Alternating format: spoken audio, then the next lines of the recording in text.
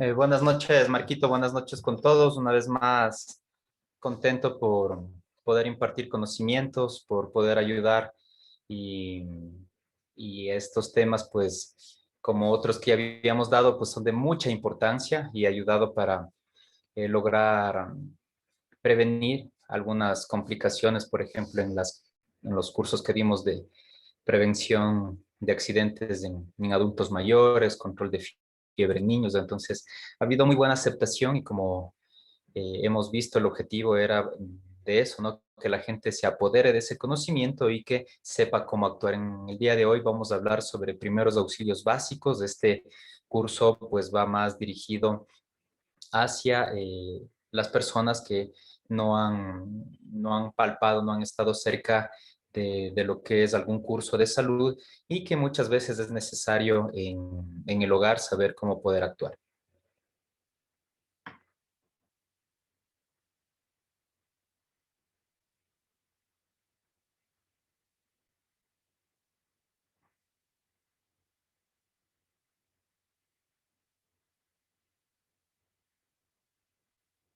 Entonces, Marquito, no sé si ya podemos iniciar con la presentación. Sí, claro que sí, Galito. Bienvenido, estamos atentos. Ya, entonces voy a compartir la pantalla.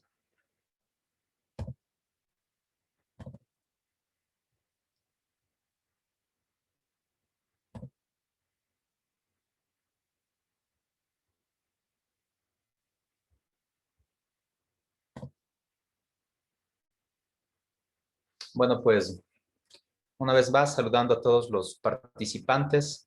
Vemos que hemos tenido una muy buena acogida de 143 participantes. Eh, Como ya mencionaba Marquito, mi nombre es Galo Vidia. Soy médico especialista en medicina familiar, actualmente laborando en el Ministerio de Salud y también pues gerenciando el Centro de Especialidades Médicas Salvatore. En esta ocasión vamos a topar el curso, el tema de primeros auxilios básicos.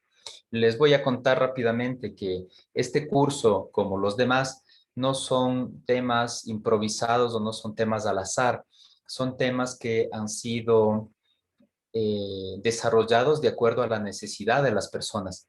En nuestro caso, junto con la licenciada Luz Endara, que ayer les estuvo compartiendo las vías de administración, tanto intramuscular como intravenoso, se hace este curso porque cuando hubo la pandemia, al inicio de la pandemia, nosotros fuimos a las casas, obviamente, a impartir salud y nos encontramos con que teníamos que colocar vías, que teníamos que dejar medicación y a las familias se les complicaba un poco esto porque muchas de ellas no sabían cómo poner una inyección, no sabían peor cómo canalizar una vía y entonces se complicaba en el hecho de que no existía personal para que vaya y les coloque una inyección y se complicaba porque a veces el personal que lo estaba haciendo cobraba rubros demasiado altos.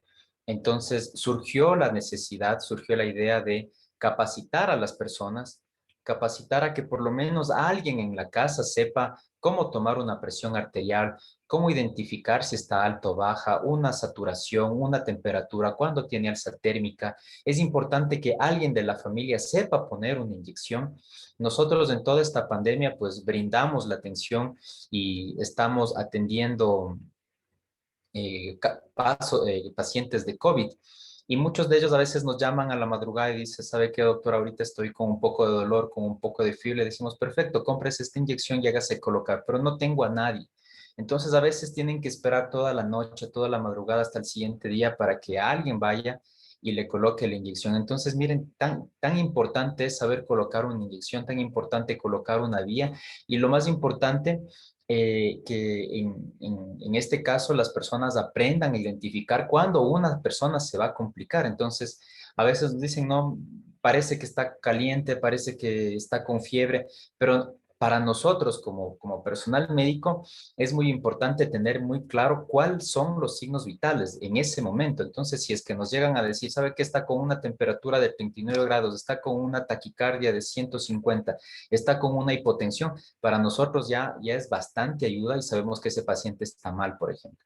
Entonces, por eso les quería contar, por eso salió esta necesidad de que por lo menos alguien en la casa sepa cómo actuar en estos casos y tenga la pericia, no tenga la habilidad y quién sabe, incluso este curso le puede servir hasta de alguna manera realizar algún tipo de ingreso, porque siempre es necesario a alguien, a veces en el barrio, a veces en la familia, como decía, que sepa colocar una inyección y obviamente ya tendrán algún tipo de ingreso. Entonces, eh, vamos a empezar. Ya el día de ayer habíamos visto la parte de colocación de vías, ahora vamos a ver los primeros auxilios básicos y al final, pues obviamente estaremos indicando, obviamente aquí en Riobamba, cuándo se va a realizar las prácticas, que es muy importante.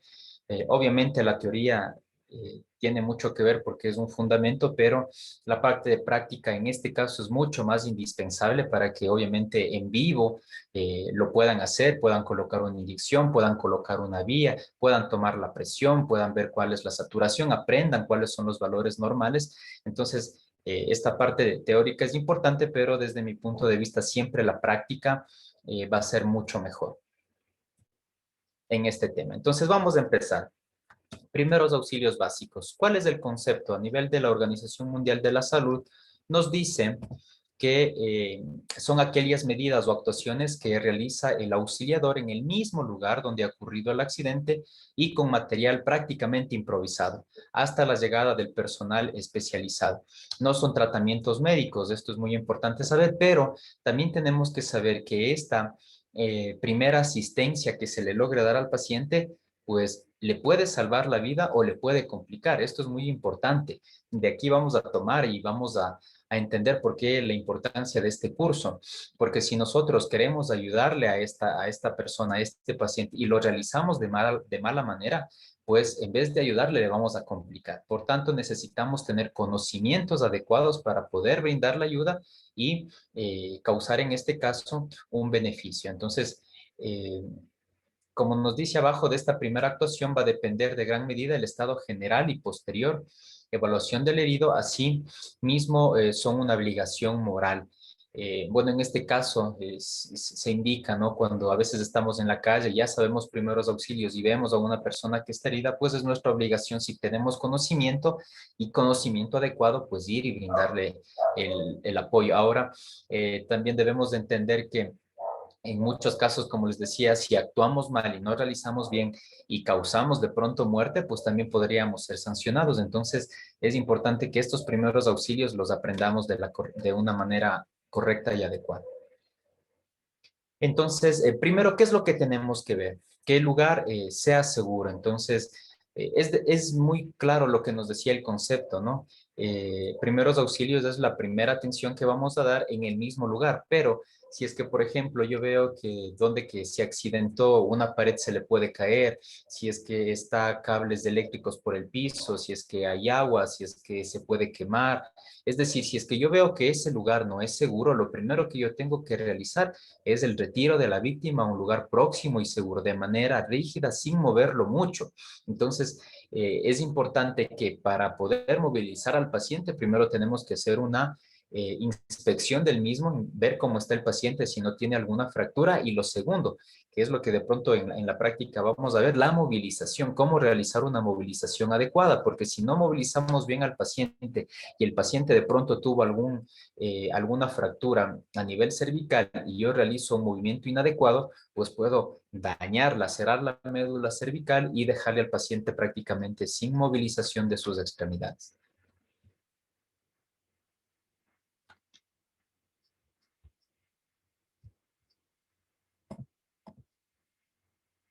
Muy bien.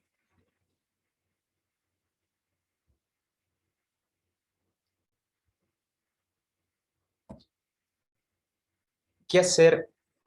¿Qué hace el primer la primera persona que se acerca a la víctima, ¿no? Primero, será la ayuda inmediata en una emergencia médica prehospitalaria, esto está muy claro. Entonces, nosotros podemos brindar la ayuda, sabemos que no vamos a hacer o no vamos a tener en este caso todavía la pericia, pero sí podemos dar ayuda y estabilizamos al paciente y luego que lo hacemos, luego que estabilizamos al paciente, buscamos una ayuda especializada, quien dará solución al problema de acuerdo a la situación real de la emergencia. Pero esto es demasiado importante. O sea, la primera ayuda que nosotros vamos a dar, que la persona, en este caso ustedes, que van a ser capacitados, es lo que va a salvar la vida. Por ejemplo, si un paciente tiene un sangrado abundante, se le cayó un vidrio a nivel del brazo y está sangrando, si es que nosotros realizamos una buena compresión, evitamos que sangre, evitamos que tenga una hipovolemia, evitamos que caiga en shock, rápidamente buscamos ayuda especializada, que venga, llamamos al 911, que vengan los paramédicos, que venga un médico y él se va a encargar de controlar, pero va a controlar a un paciente todavía con vida, a un paciente estable, antes que si nosotros no realizamos eso, no, ni le tocamos al paciente y nos vamos a llamar a una ayuda especializada, cuando regresemos a ver el paciente, de pronto ya no lo tenemos.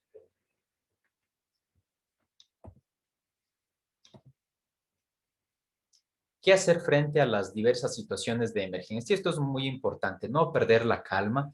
La persona que está capacitada en esto debe ser muy sereno, incluso para que pueda dirigir al resto de personas, seguir los pasos, obviamente, de la primera persona que se acerque y en este caso alertar a, como les decía, buscar una ayuda especializada.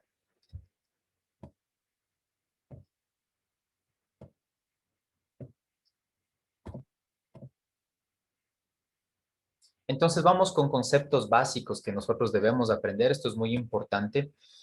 Taquicardia va a ser la aceleración del corazón, en otras palabras. Lo normal, y esto es muy importante que ya vayan anotando, que sepan, lo normal de frecuencia cardíaca, es decir, de latidos por minuto en adultos, va a ser de 60 a 100 latidos por minuto. Si nosotros decimos que es una taquicardia, quiere decir que va a estar más de 100, es decir, personas que presenten frecuencia cardíaca 110, 115, 120 son personas que tienen taquicardia. Bradicardia, en cambio, va a ser la disminución, es decir, menos de 60. Son personas que tendrán 50, 58, menos de 60. Ahora, en este caso hay personas que sí presentan menos de 60 sin tener alguna enfermedad y en este caso eh, son los deportistas que obviamente tienen una bradicardia fisiológica, el corazón les late más lento, pero es por su actividad en el deporte. Pero si pasa los 100, prácticamente eso no es nada fisiológico. Pasado los 100 ya tenemos algún tipo de anomalía y como les decía en el inicio de la exposición, la taquicardia es muy importante porque nos está indicando que algo está pasando malo, algo malo está pasando dentro de este paciente, como puede ser una alza térmica, que esté el paciente con fiebre, que el paciente esté de pronto perdiendo sangre por dentro, esté perdiendo sangre por fuera. Entonces, es muy importante saber el valor normal, que ya vemos que es de 60 a 100, y saber que cuando disminuye es una bradicardia y que cuando aumenta se llama taquicardia.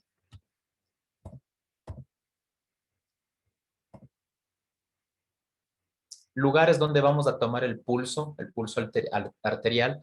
El más común va a ser el pulso carotidio, entonces por eso les indicaba que es muy importante en la práctica, ¿no? Indicar, palpar, indicarles dónde está el recorrido de las arterias carótidas, indicar con qué dedos uno se debe palpar el pulso y por lo general este pulso carotidio se va a encontrar medial al borde anterior del músculo externo cleidomastoideo.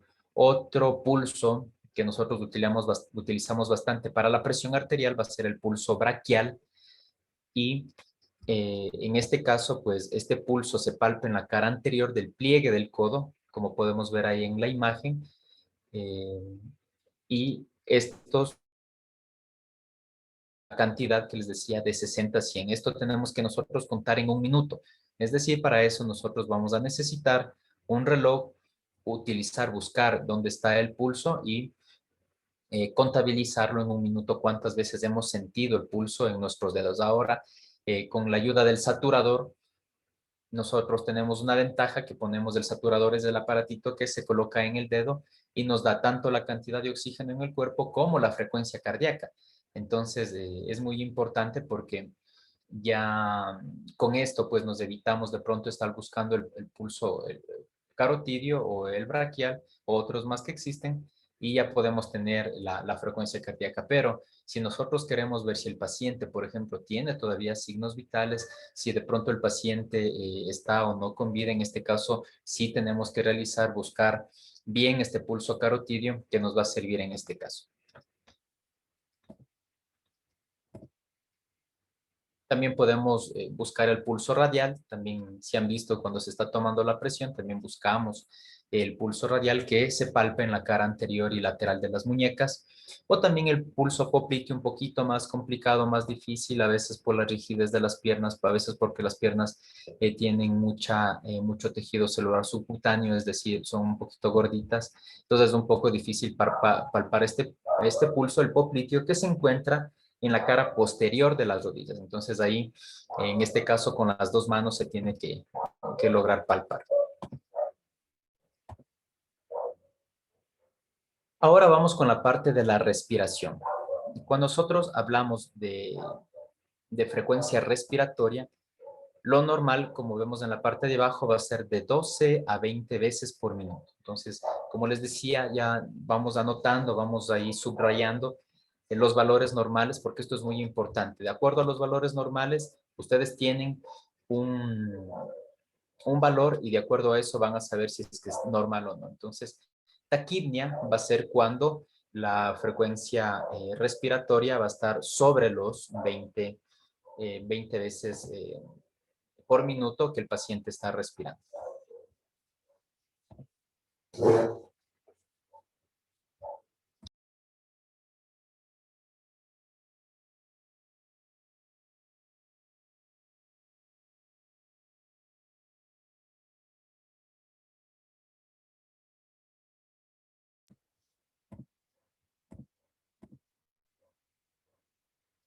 Entonces, estos pacientes, y al menos en la actualidad en los pacientes COVID, nosotros podemos ver esto. Es un paciente que cuando tiene un COVID leve, pues va a estar respirando normal, pero si tiene un COVID ya un poco moderado y empieza la saturación a bajar, es un paciente que va a estar respirando con necesidad de aire. Entonces, a eso se le denomina taquipnia. Como podemos ver aquí, es una respiración rápida. Entonces, es un paciente que está desesperado por tratar de meter oxígeno a su cuerpo.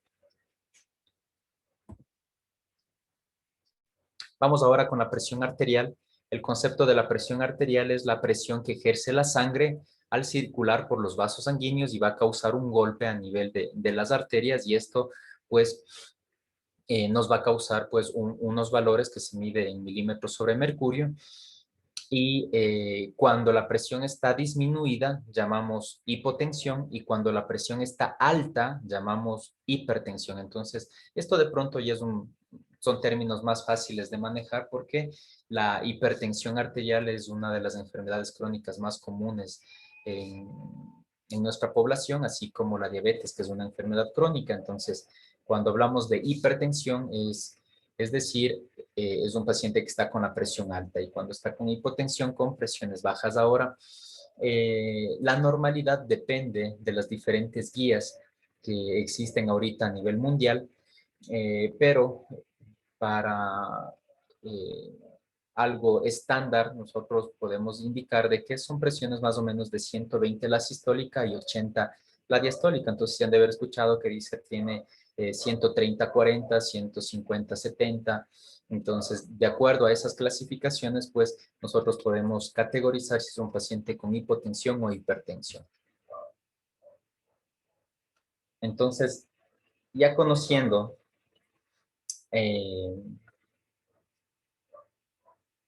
los, los principales signos vitales que siempre se debe tomar a un paciente es por donde nosotros iniciamos. Si es que de pronto nos vamos directamente a buscar el daño en un órgano, por ejemplo, si un paciente dice me duele el estómago y nosotros nos vamos directamente allá y nos saltamos los pasos de tomar primero los signos vitales, pues estamos cometiendo un grave error porque los signos vitales aparentemente no importantes, es algo muy fuerte que nos ayuda a saber qué está pasando con el paciente. Si el paciente está con fiebre, si el paciente está respirando muy rápido, si el paciente está con taquicardia, si el paciente está hipotenso, hipertenso, si el paciente está con la saturación baja. Hablando de la saturación, recordemos que lo normal va a ser más de 90. Si el paciente está con una saturación en los aparatitos que les decía, que es el,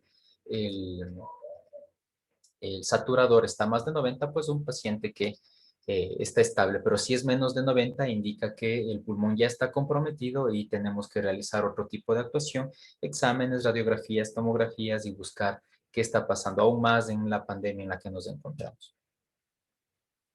Entonces, nosotros nos podemos encontrar con un paciente que esté con shock. El shock hipovolémico quiere decir que el paciente ha perdido mucha sangre y si ha perdido mucha sangre, pues obviamente el cuerpo ya no va a responder. Recordemos que el cuerpo funciona obviamente con sangre porque la sangre transporta oxígeno. Entonces, si el paciente ha perdido mucha sangre, como hipo es disminución, ¿no? Entonces no tiene mucho volumen de sangre en su interior, es un paciente que tiene poca sangre, va a estar pálido, va a estar sudoroso. Obviamente, si ha perdido sangre, va a estar con una hipotensión arterial. Vamos a tener claramente que va a haber lesiones abiertas o hematomas. Es un paciente que de pronto está desmayado y alrededor está un charco de sangre. Y cuando tomamos la presión, pues está hipotenso. Eh, Mientras esté hipotenso, la medida de compensar del corazón va a ser tratar de latir más rápido, es decir, vamos a tener una taquicardia porque el corazón va a tratar de enviar la poca cantidad de sangre que tiene a los órganos más importantes, a los órganos diana que llamamos, que es el corazón, el cerebro, el riñón, los ojos, para tratar de salvar. Obviamente va a haber un deterioro progresivo mental, es un paciente que va a estar confuso, agitado, somnoliento, no va a responder bien a lo que nosotros le preguntamos. Vamos con las heridas. Las heridas es una lesión normalmente sangrante que se produce en los tejidos exteriores del cuerpo como consecuencia de un corte, un disparo, una presión, un roce, un aplastamiento y que va a causar una discontinuidad a nivel de la piel. Entonces la piel se abre y a esto se le considera como heridas. Entonces vamos a ver cómo tenemos nosotros que tratar. Primero, la clasificación de las heridas pueden ser punzantes, ¿ya? En este caso, es decir, si tenemos nosotros algo con punta, en otras palabras, un cuchillo, aquí nos dice un alfiler, va a causar poco sangrado, pero son profundas, ¿no? Si es el cuchillo, pues obviamente va a causar una herida muy profunda, no son muy extensas, pero son muy graves. Incisas, obviamente los bordes son limpios, son rectos, también son sangrantes y contusas, es decir, si se ha caído, por ejemplo, el paciente va a tener los bordes aplastados, contundidos, sangran menos, eh, puede que en este caso haya la herida esté sucia, esté con tierra, en este caso, como digo, el ejemplo es a veces cuando se raspan, que hemos puesto con la bicicleta, se caen, se raspan las rodillas, estas causan escoriación, entonces no hay mucho sangrado, pero sí podemos ver que hubo pérdida de la continuidad de la piel y por lo general son heridas sucias las cuales hay que limpiar. Y las inciso contusas son más limpias y sangrantes. Por ejemplo, aquí ponemos una estaca de madera que causa, obviamente, no tiene mucho filo, pues va a causar daño al hacer más fuerza para dañar la piel y va a ser esta clasificación las dos, tanto incisas como contusas.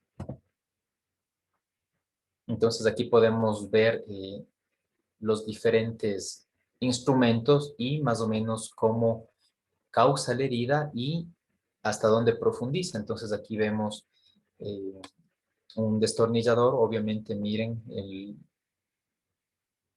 la puerta de entrada no es tan grande,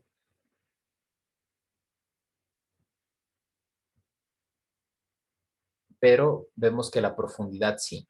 Aquí vemos con el cuchillo, obviamente la herida es más grande, vemos que abarca más extensión. Y en este caso, miren, cuando es contusa, obviamente, eh, no es como aquí heridas, los bordes son rectos, es fácil de suturar, sino que aquí ya hay heridas irregulares como podemos ver aquí, y obviamente causan más daño en los tejidos. Y aquí vemos una erosiva o una escoriación. Aquí ponemos este ejemplo cuando se han caído de la bicicleta, se han raspado los codos o jugando fútbol.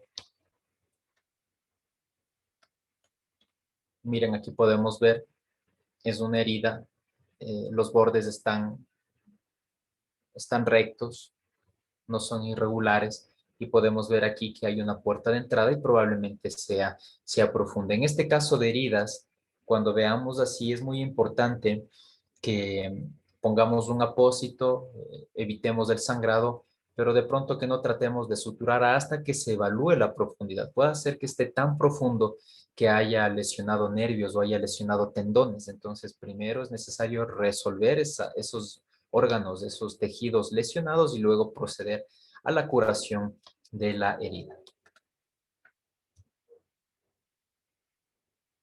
Como podemos ver acá, es una herida, como ustedes observan, de bordes irregulares, es decir, ya no fue eh, con algún objeto con punta, sino de pronto se cayó, fue con algún instrumento mazo que le causó pues bordes irregulares y en este caso, bueno, ya nos adelantamos, pero en todo el tratamiento de todas las heridas, lo importante siempre va a ser la asepsia.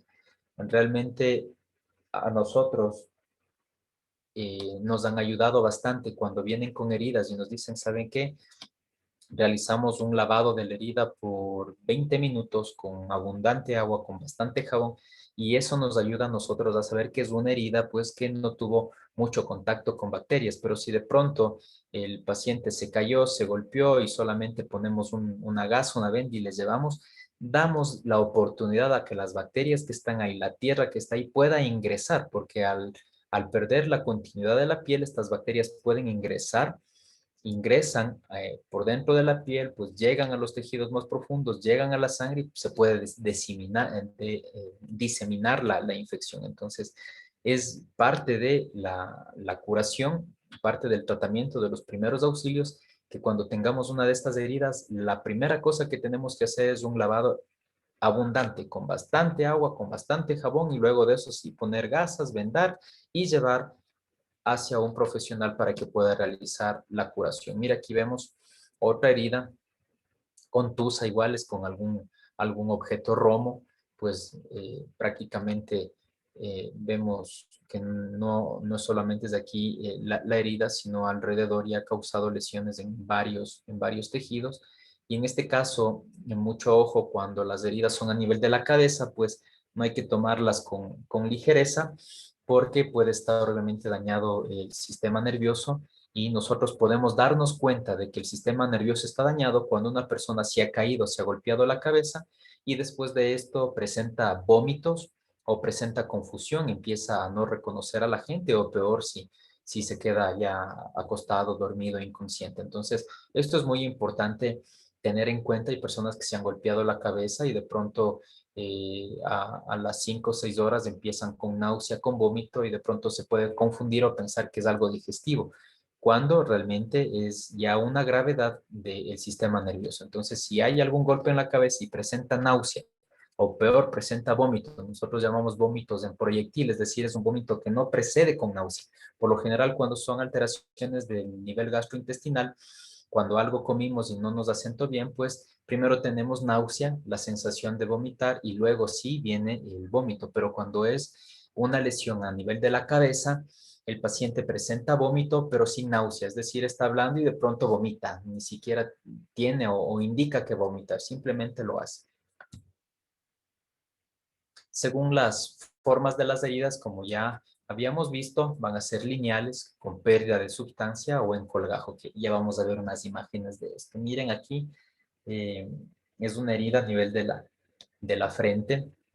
Es, en la frente, por lo general, tenemos la piel que no es tan elástica, entonces cuando recibe un golpe, pues se distiende, se pierde rápidamente la continuidad y pues parece obviamente que la herida sería demasiado expuesta. En este caso, una vez más, dentro del tratamiento va a ser el lavado intensivo con bastante agua, poner gasas e inmediatamente llevar donde un profesional para que pueda realizar la sutura. En este caso podemos ver los bordes no son lineales, los bordes son irregulares, entonces esto quiere decir que el paciente se golpeó, se cayó, no fue con un cuchillo, no fue con algo con punta, porque si fuera con punta fuera, como les decía, todo recto y no fuera tan extensa como podemos ver aquí. Miren, está prácticamente aplastada los bordes inferiores y en este caso para la sutura nos va a tocar eh,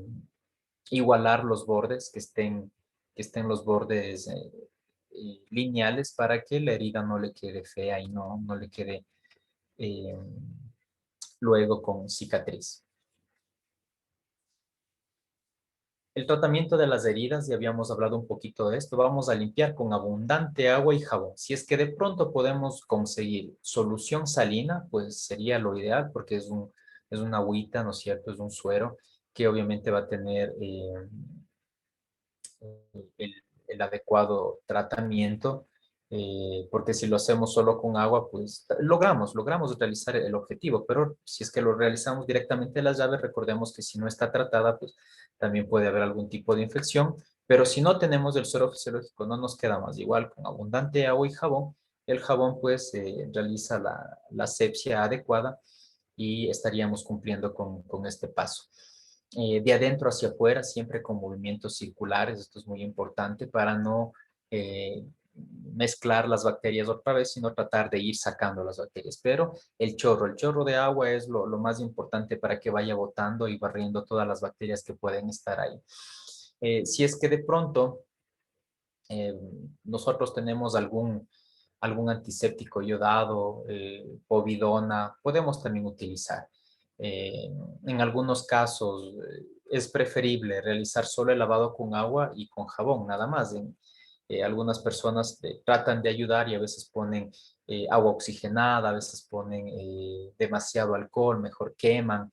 Recordemos que de acuerdo al área donde que está lesionado, pues es del tratamiento. Puede hacer que tenga una lesión a nivel de la cara y nosotros cogemos y ponemos agua oxigenada, alcohol y llega a entrar al ojo, pues como les decía en un inicio, vamos a causar más daño que un beneficio. Por lo tanto, estos tips son muy importantes y de manera general, pues lo ideal sería realizar un abundante lavado con agua y con jabón. Si hay pérdida de tejido, pondremos en un apósito estéril vaselinado y trasladar si se procede a una evaluación con el médico. Aquí podemos ver la técnica adecuada para limpiar, como se observa en la imagen. Podemos coger una gasa y realizamos la curación de adentro y vamos saliendo, ¿sí?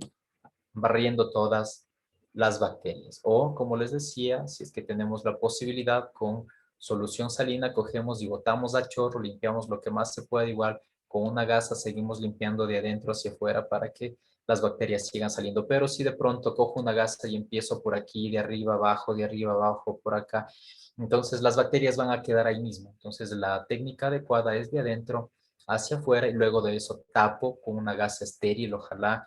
Por eso es muy importante que en esta exposición ustedes no solamente vayan viendo los valores, que es muy importante, sino que también vayan dándose cuenta qué instrumentos ustedes deben tener en su casa para poder realizar una adecuada curación. Entonces ya vamos viendo que es importante tener un suero salino, una solución salina, que no es caro, me parece que está en $1, $1.50, entonces podemos tener una, dos, tener en nuestro botiquín, tener unas gasas estériles, tener unos guantes de manejo, ¿no? Porque en esto de los primeros auxilios hay que tener algo muy en cuenta, de que nosotros vamos a ayudar, pero tampoco nos tenemos que perjudicar. ¿Qué quiero decir con esto? Que si de pronto vamos y tratamos de ayudar a un paciente que está con una herida y recordemos que en la sangre puede haber diferentes tipos de enfermedades y yo no estoy protegido y de pronto si voy y estoy con una herida, antes de eso me corté y esa sangre llega a tener contacto con mi dedo que estuvo ya también herido, expuesto, pues esa persona se va a contagiar de algún tipo de enfermedad. O si es que no está con gafas adecuadas y está curando y le salpica sangre al ojo o sangre a la boca, a la nariz, también nos podemos infectar. Entonces, en esto de los primeros auxilios es muy importante dar la ayuda, salvar una vida. Esto Esto es muy importante, pero también tenemos que cuidarnos, así que debemos tener todas estas cosas en nuestro domicilio, en nuestro carro, para que podamos brindar una ayuda adecuada. Galito, no sé si te podemos hacer una pregunta. Eh, claro, Eh, no sé si al final o... O sea, bueno, solo respóndeme esta y de ahí si le dejamos tal vez para el final. Es que justo estaba hablando de lo mismo. Gabriela Coro nos dice, ¿se podría limpiar con agua destilada también o no? claro, sí podemos utilizar. Es un agua que no tiene grandes concentraciones de otros químicos, entonces sí se lo puede utilizar. Ya, Marquito, entonces sí me gustaría de pronto las preguntas para hacerlas al final, si no perdemos la continuidad en la exposición. Hecho, Galito. Entonces dice, ¿qué no haremos? Nunca aplicaremos, como vemos aquí, pomadas, polvos sobre una herida. Hemos tenido muchos casos que vienen con heridas, por ejemplo, los niños a nivel del dedo, y, y algún familiar, algún vecino le dijo, ponle café, ponle esta crema, a mí me hizo bien esto, y cuando vienen, pues a veces ya la herida está necrosada, es decir, el tejido está muerto, ya no hay cómo suturar adecuadamente, le queda una cicatriz que sería el peor el menor de los problemas, y a veces esas sustancias llegan a introducirse, como les decía, por dentro de la piel, llegan a la sangre y a veces toca hasta amputar. Entonces, es muy importante que realicemos una buena asepsia, un buen lavado de la herida y llevemos donde un profesional. Va a realizar una sutura adecuada, va a mandar los antibióticos necesarios y es una herida que va a solucionarse. Pero en otros casos ha habido que le limpian, el vecino, como digo, dice, póngale esto, a veces póngale la cáscara del huevo, esto me hizo bien. Y vienen después de 4 o 5 días porque se está necrosando, se está poniendo rojo, está saliendo pus y como les digo, a veces ya no hay cómo hacer nada y toca amputar. Entonces, qué importante es que no apliquemos pomadas, no apliquemos polvos sin la valoración del profesional. Nunca saquemos objetos clavados. Esto es demasiado importante también. Si es un paciente, por ejemplo, que alguna varilla, algún clavo, entonces, ¿qué es lo que vamos a hacer igualito? Cogemos, lavamos alrededor, lavamos muy bien, tratamos de vendar inmediatamente, porque ¿qué es lo que puede pasar? Digamos que el clavo penetró y pasó junto a una arteria importante, pero no le laceró, no le reventó, y el momento que nosotros sacamos podemos pasar raspando a esa arteria. Y el rato que raspamos a la arteria y se rompe el sangrado va a ser incontrolable. Entonces, no vamos a poder controlar ese rato. Por tanto, no hay cómo sacar objetos que estén introducidos en el cuerpo, debemos llevar, porque ahí sí, en un hospital se prepara todo por si el rato que se saca hay un sangrado, pues tenemos los medios para rápido suturar, abrir y controlar el sangrado. Pero si esto nos pasa en un domicilio hasta llevar a un hospital, pues lo mínimo que podemos pasar, como digo, es que el órgano, en este caso la extremidad que estuvo sin sangre, se muera, se pierda, se ampute, o si es un sangrado muy extremo, por ejemplo, ha habido casos en los niños que en las bicicletas se llegan a lacerar la parte interna de la pierna y está cerca igual de la femoral. Si topamos la femoral, que es una arteria demasiado grande y sangra, pues obviamente la muerte será inminente.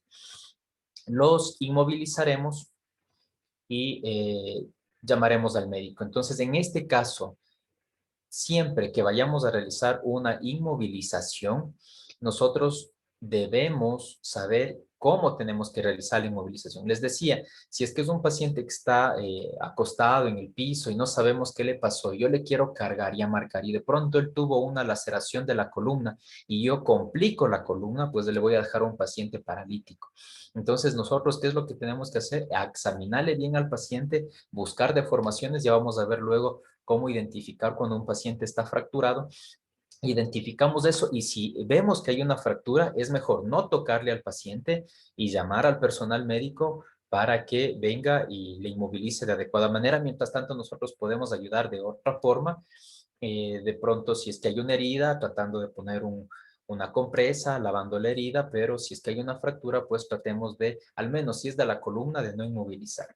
Nunca usaremos algodón o alcohol. Miren, una herida, les decía, el algodón al menos pues tiene las pelusas, se va a quedar ahí, por eso es que está contraindicado. Y les decía, de alguna manera también el alcohol, a veces hay personas que son, obviamente ya están con el dolor, están con el shock y ponemos alcohol, es un paciente que va a tener mucho dolor y a veces se desmayan, pero es por tanto estrés, tanto agitación que el paciente está recibiendo. Entonces, parecería, ¿no? Que vamos a hacer un bien, cogemos y ponemos alcohol en una herida, pero como digo, podemos dañar, podemos lacerar algunos tejidos y sí ha habido casos en que es tanto el dolor, tanto es el paciente que le arde obviamente la colocación del dolor que muchas veces se desmayan o entran en shock. Miren, las heridas especiales son los escalpes. Esto por lo general, mires en la cabeza, es una herida tan fuerte, es un golpe tan contuso que no solamente ha lesionado la piel, sino que podemos ver todas las capas. Tenemos la epidermis que está aquí, la dermis, tejido celular subcutáneo, que es la grasita. Podemos ver hasta el músculo que está aquí. Y obviamente son heridas que necesitan puntos, suturas con diferentes hilos que quedan por dentro para lograr la adherencia de esta herida y que no vaya a causar problemas. Aquí vemos el escalpe, es una herida con levantamiento del cuero cabelludo.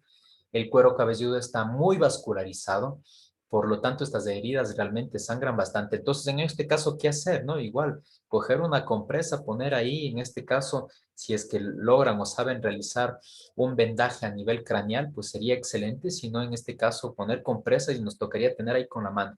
Pero como les digo, si tenemos un sangrado abundante y estamos con las manos sin ningún tipo de protección, pues nos puede causar alguna enfermedad. Por tanto, siempre es necesario que se tenga unos guantes de manejo para poder realizar y controlar estas heridas. Aplicaremos un vendaje compresivo, en este caso el vendaje del cráneo, les decía, se llama la capelina.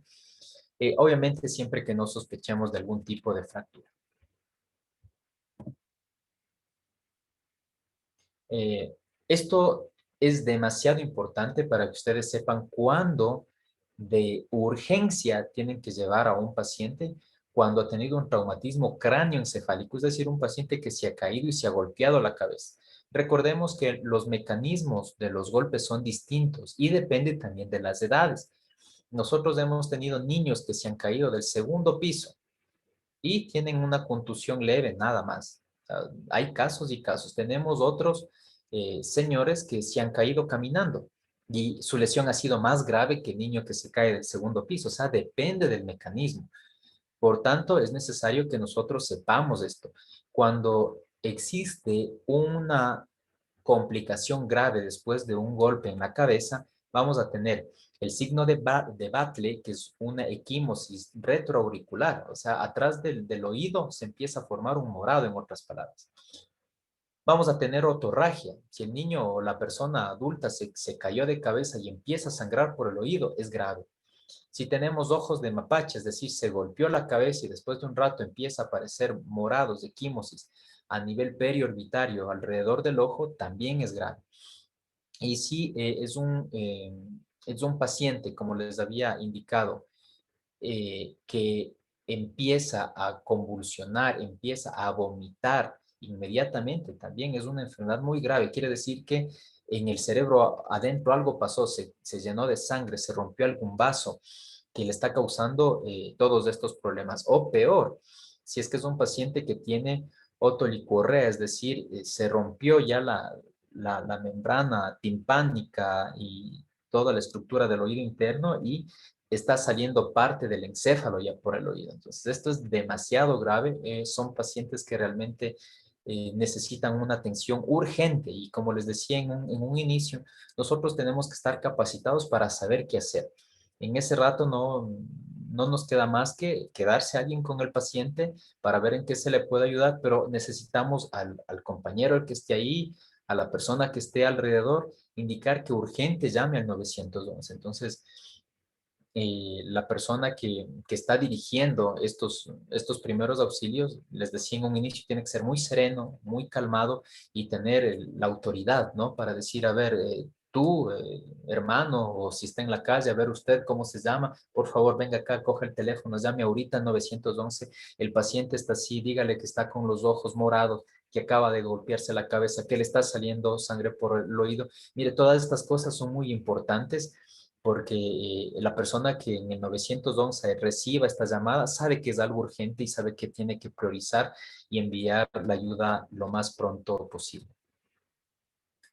Vamos ahora con las picaduras, que parecería no ser muy grave, ¿no? Pero recordemos que hay personas y personas, y hay personas que con una picadura de abeja pues realizan realmente intoxicaciones, alergias tan fuertes que a veces toca hospitalizar. Entonces, ¿qué son las intoxicaciones por picaduras? Es la inoculación de sustancias exógenas por un animal, es decir, un animal, un vector que el rato de picarte introduce la sustancia que ellos tienen en la piel y depende de las personas. Hay personas que obviamente reaccionarán con un eritema, solo se les pondrá rojo y nada más y pasará, pero hay otras personas pues que desarrollarán pues una reacción tan exacerbante que pueden caer en shock. Los síntomas dependerán de la sustancia inoculada y de la sensibilidad de la persona. Si es algo local, como les decía, puede haber prurito, es decir, hay picazón, se le pone un poco rojo, se le hincha y un poquito de dolor, pero si es que es algo más fuerte, puede haber una reacción anafiláctica, un shock anafiláctico, es decir, el paciente empieza a hipotensarse, empieza a tener taquicardia, empieza a sudar, empieza a desmayarse, le empieza a faltar la respiración por la exageración que va a tener el cuerpo ante el contacto con esta sustancia de estos vectores. Entonces, miren, aquí podemos ver una picadura y observamos que alrededor ya está rojo, a este paciente probablemente le pique y esto también nos puede llevar a infecciones, porque si es que en los niños a veces les pica algún insecto y empiezan a rascarse. Al rascarse a veces rompen la piel, pierden la pérdida de continuidad y como les decía, alrededor de la piel y en el medio ambiente nosotros tenemos bacterias y estas bacterias pueden ingresar por esta puerta de entrada si es que se rasca mucho y se causa una herida y causar ya una infección mucho más grave.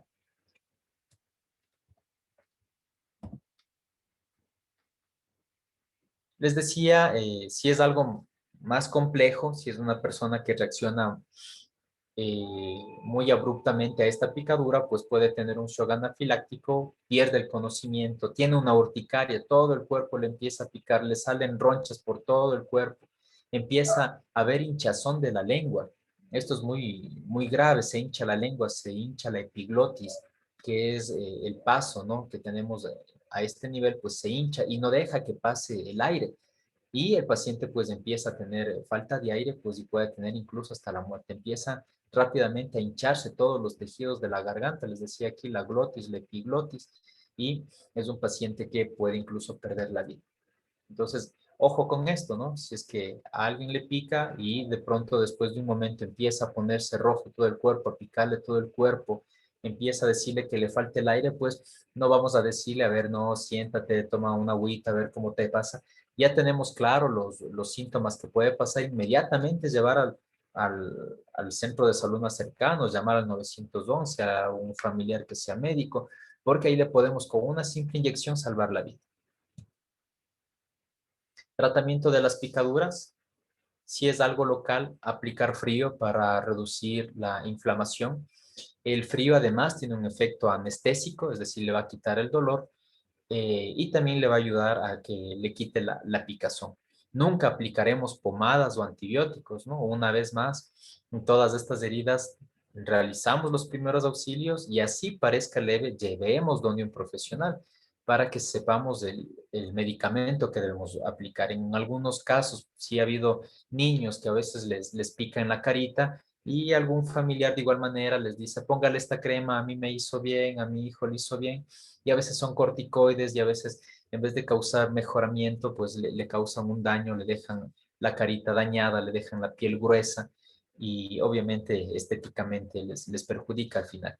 Evitaremos los remedios caseros, ¿no? Esto les decía, aplicar vinagre, barro, saliva, orina, bueno, tantas cosas que saben aplicar que les puede causar problemas. Una vez más, limpiar la herida. En este caso podemos poner hielito Obviamente el hielo no directo, sino en una funda aplicamos unas gasas, ponemos ahí y vamos llevando eh, hacia el personal médico más cercano. ¿Cómo reaccionar ante una anafilaxia? Les decía, el shock anafiláctico es cuando después de la picazón, pues el paciente ya empieza a perder el conocimiento, a ponerse rojo, a faltarle el aire. Les decía, primero llamar inmediatamente, ¿no? Esta es una imagen que la adopté de otro país, por eso nos dice aquí al 112, en este caso es en nuestro país al 911, colocar a la persona con las piernas elevadas porque cuando hay shock quiere decir que baja la presión, entonces necesitamos hacer que el flujo sanguíneo vaya a los órganos más importantes como es el cerebro, el corazón, los riñones.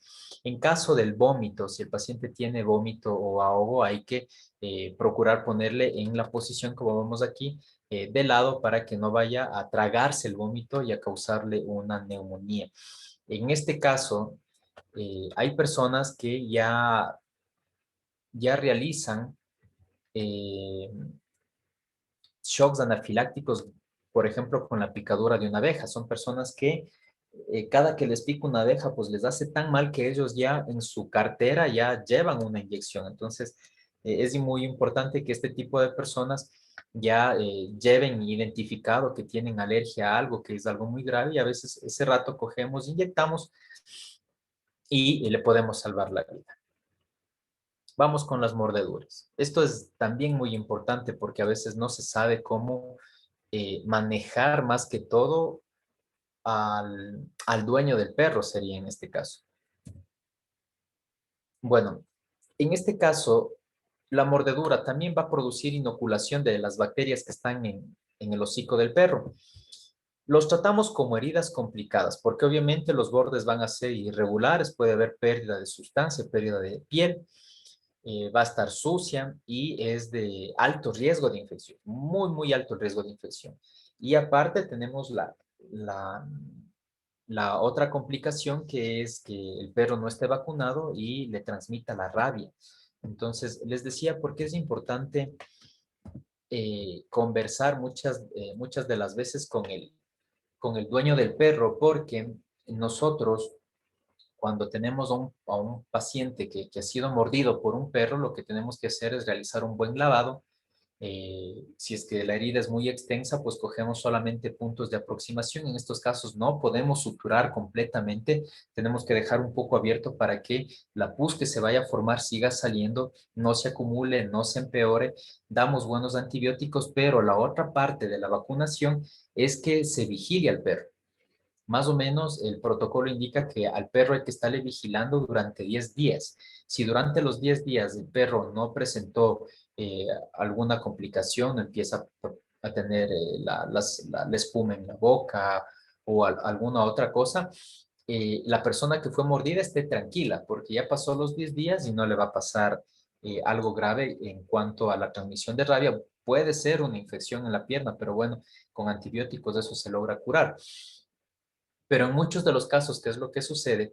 Que van y le dicen al vecino, se pelean con la persona que le mordió o a veces el dueño del perro se asusta y le coge y le mata al perro o le va y le deja en otra casa y nos deja sin la posibilidad de poder evaluar al perro, de ir viendo cómo está el estado de salud del perro.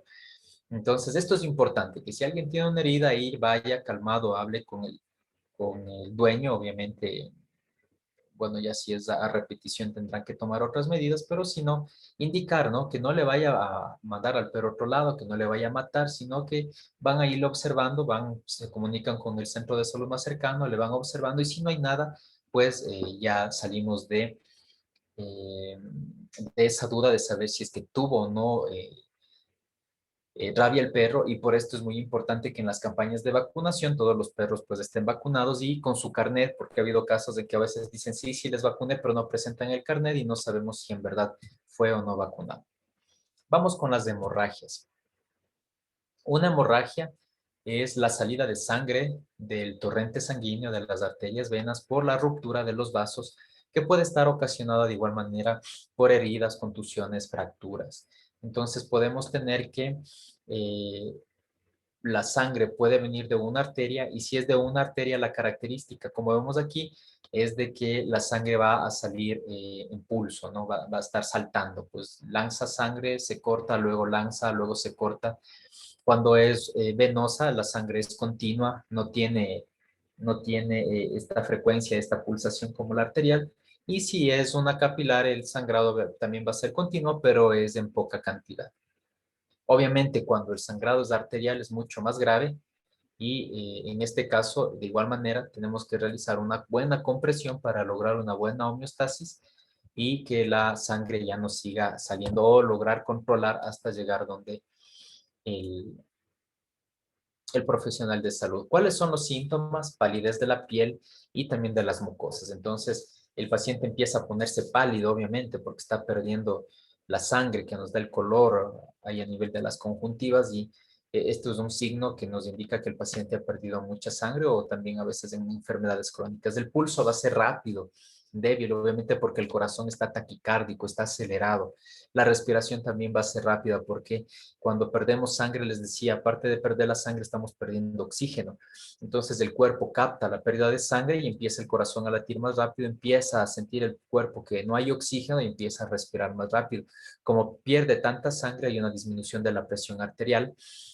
Y obviamente puede haber ya una disminución de la conciencia que no podemos, no siempre depende del grado de cantidad de sangre que ha perdido. Y si es una hemorragia muy importante, el paciente va a caer en un shock hipovolémico, es decir, todo lo que habíamos visto anteriormente, cae en hipotensión, es un paciente confuso, es un paciente que no tiene, se le pregunta algo y ya no responde, es un paciente que está desmayado y es un paciente con un shock. En este caso, controlar, les decía, tener apósitos grandes, si no tenemos, coger toallas, amarrar, apretar esa herida para que deje de sangrar, lograr que la sangre no se pierda por completo e inmediatamente transportar. Clasificación de las hemorragias pueden ser externas o internas, fácil, ¿no? Las externas vamos a ver nosotros, el charco, como les decía, alrededor de sangre, y las internas, esto es un poco más complicado, pero sí nos podemos guiar por los signos vitales. Esto es muy importante. Por ejemplo, si un paciente está en la bicicleta, se cae, se golpea la barriga, se golpea el abdomen, aparentemente está bien, le duele, pero no se ve el sangrado y podemos pensar que no le está pasando nada. Pero si después de un tiempo el paciente empieza a tener palidez, dice que está con sensación de agitación, que el corazón por dentro está acelerado, le empieza a bajar la presión. Entonces, es lo mismo, es como que la sangre en la hemorragia externa está saliendo, pero es un sangrado que por dentro está saliendo, pero no podemos evidenciarlo, pero está saliendo a los espacios del intestino. Y obviamente el paciente cuando hay sangre en el intestino tiene mucho dolor y el abdomen obviamente se empieza a distender. Entonces, esto es muy importante, no es porque si tiene un golpe y no hay sangrado, no es grave, no. Incluso estos sangrados internos son más graves porque puede indicar que se rompió el vaso, que se rompió el hígado, que se rompió el riñón y obviamente el tratamiento es mucho más complicado. En las hemorragias exteriorizadas puede haber una otorragia, oto de oído, es un sangrado por los oídos. Puede indicar, como ya habíamos visto en el traumatismo cráneoencefálico, daños graves a nivel de la cabeza. Tenemos que cubrir, no taponar, solo ponemos una gasita alrededor y rápido llevamos, no vamos a estar metiendo cotonetes, nada ahí adentro porque el paciente va a seguir sangrando. ¿Qué es una epístasis? Es el sangrado por las fosas nasales y esto sucede a veces cuando nos golpeamos, los niños a veces introducen objetos extraños o hay niños que ya nacen con las arterias, los capilares de la nariz muy sensibles y que cuando tienen una gripe o cuando se exponen a climas fríos, muy secos, como el que es a nivel de la sierra, se rompen estas arterias y es un paciente que empieza a sangrar. Anteriormente, 2 días atrás, tuvimos un niño con un sangrado tan intenso de media hora, sí, que los papás fueron, tocó poner tapones, en este caso sí, en la epístasis hay que poner tapones y hay que valorar si se pone tapones en la una fosa o incluso a veces se ponen las dos para poner mayor compresión, tapones anteriores, en algunos casos toca poner hasta tapones posteriores que son más complicados. Entonces, no tomar a la ligera los sangrados y esta es la recomendación. Si es que ustedes ya tienen familiares, ya tienen niños que tienen esta característica de que siempre están sangrando, rápidamente lleven donde un especialista, en este caso un otorrino laringólogo, para que pueda realizar una rinoscopía, vea cómo está por dentro, ver si es que están vasos sangrantes, se logra cauterizar, se logra quemar, y es un paciente pues que ya no va a tener complicaciones a futuro. Pero si dejamos, esperamos que en algún rato calme, puede ser que sí, pero puede ser que a la madrugada se rompa ese vaso y el paciente empiece a sangrar tanto, y ese rato estamos en los apuros. Entonces, en este caso es mejor prevenir. Protocolo de actuación: tranquilizar a la víctima. Obviamente la sangre es muy bulliciosa, es muy escandalosa. Si el paciente ve tanta herida, tanta sangre, perdón, pues se va a asustar. Y a veces no solo él, sino los que estén alrededor. Hay personas que ven sangre y se desmayan, se caen.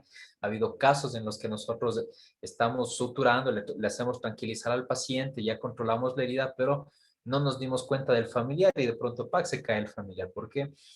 La sangre es así, hace que la persona pues se sienta desesperada. Entonces, la primera cosa es tranquilizar a la paciente, localizar la herida, lavar la herida, y esto es importante: aplicar presión directa sobre la herida, elevar el miembro que está herido, aplicar un vendaje compresivo y aplicar un torniquete. Ahora algunos de pronto que tengan un poco de experiencia dirán, pero el torniquete ya está contraindicado. Sí está contraindicado, pero cuando se tiene mucho tiempo el torniquete. Entonces, ¿por qué está contraindicado? Porque si, digamos, yo me tengo una herida en el dedo y cojo y pongo aquí una gasa y le amarro muy bien, pongo unas ligas, le amarro muy bien, ya no va a sangrar, pero el dedo no va a estar recibiendo sangre. Y si yo de aquí tengo que irme a un hospital que está a 2 horas y voy con esa compresión, yo llego sin sangrado, pero también llego sin dedo, porque ya como está sin sangre ese dedo, pues lo que toca hacer es amputar, porque un tejido que no reciba sangre se necrosa, se pudre, en otras palabras, se muere la piel, y hay que amputar.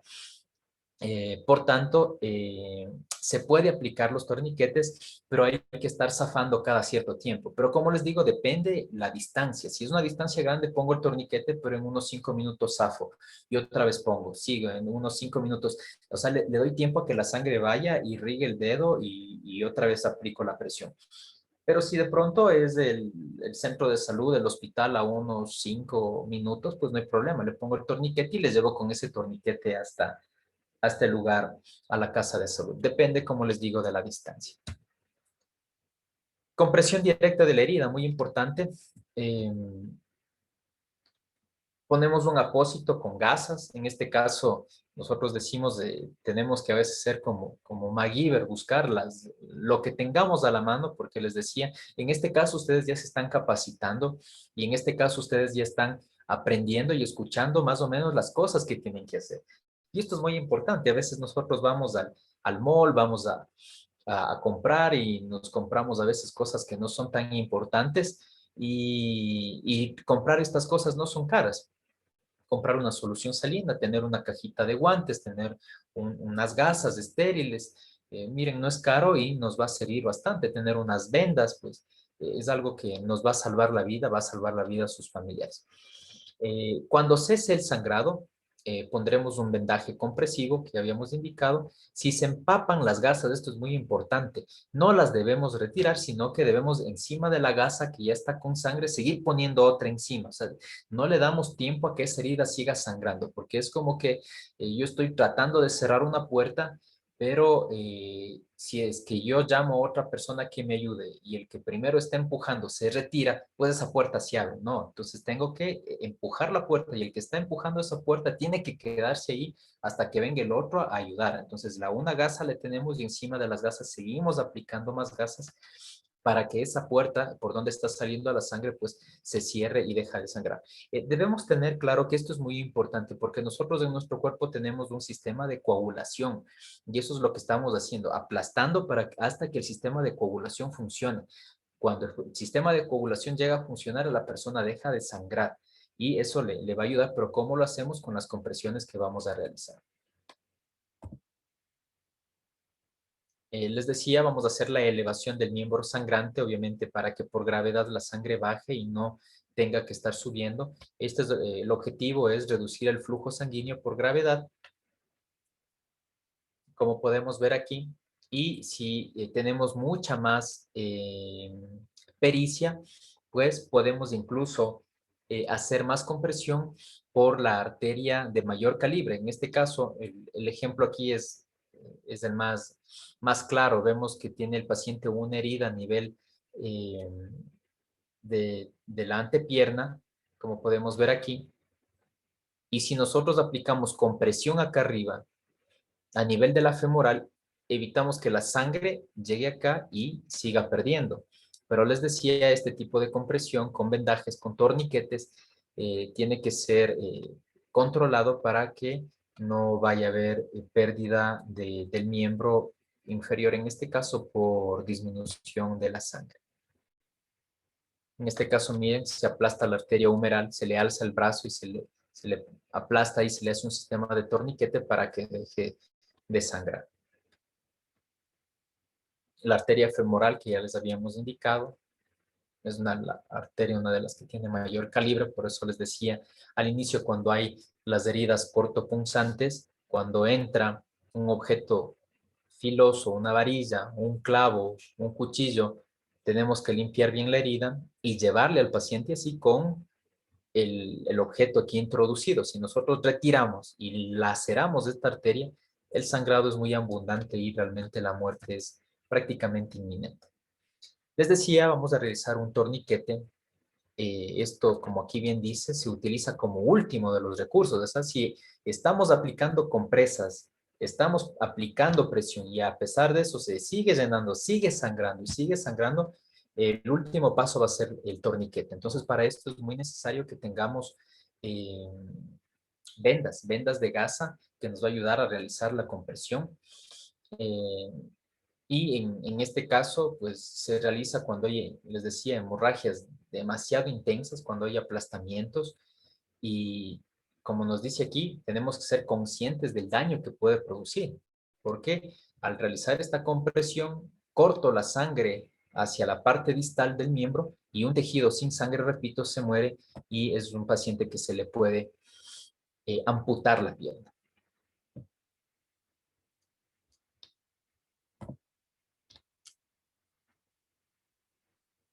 Vamos con urgencias asociadas en alteración de la termorregulación, es decir, de la temperatura corporal. Vamos a tener en primera instancia lesiones producidas por la exposición al sol, es decir, vamos a tener quemaduras solares, vamos a tener insolación, agotamiento por calor, se desmayan también por el calor.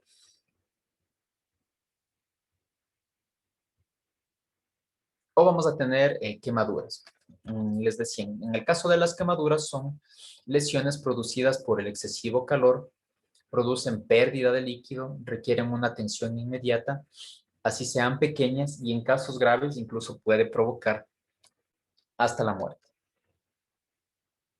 Clasificación de las quemaduras. Aquí podemos ver rápidamente cómo está la piel distribuida, las capas de la piel. Pues esta es la epidermis, es lo que nosotros nos palpamos, lo que nosotros, donde tenemos los vellitos, como podemos ver aquí. La dermis que está más adentro, la hipodermis.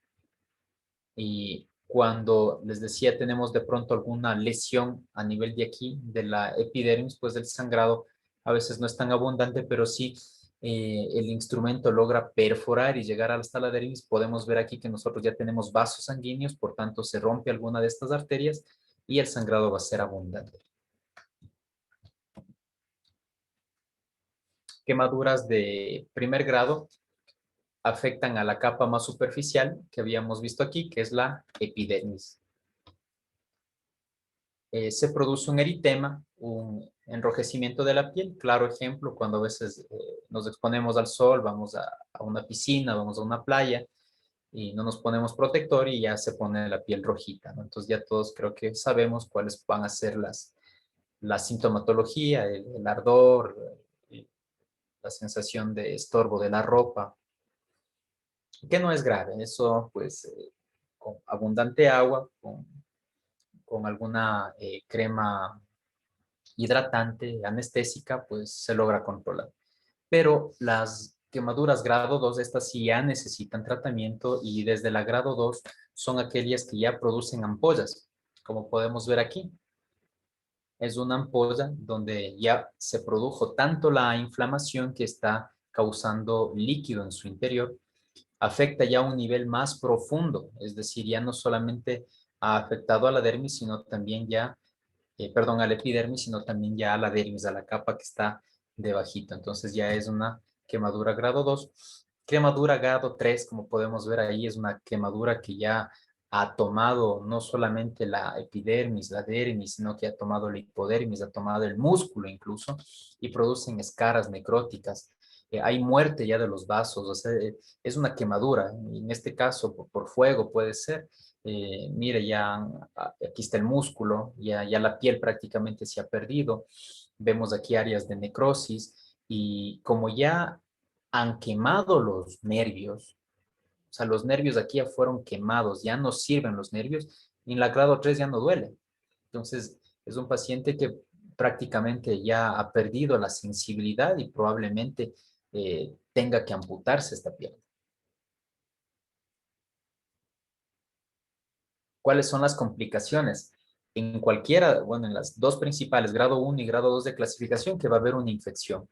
Va a haber una infección recordando lo que les habíamos indicado en un inicio de que cuando la piel se abre, y en este caso al existir una quemadura de piel, también la piel está expuesta y las bacterias de la misma piel pueden ingresar y causar infección.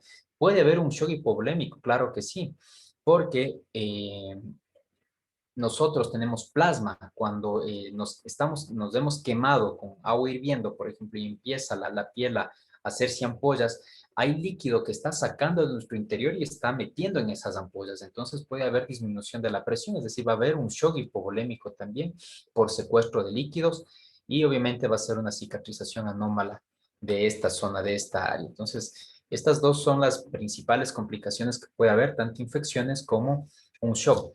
El paciente se va a desmayar, en otras palabras. ¿Cuál es el protocolo de actuación? Esto es muy importante.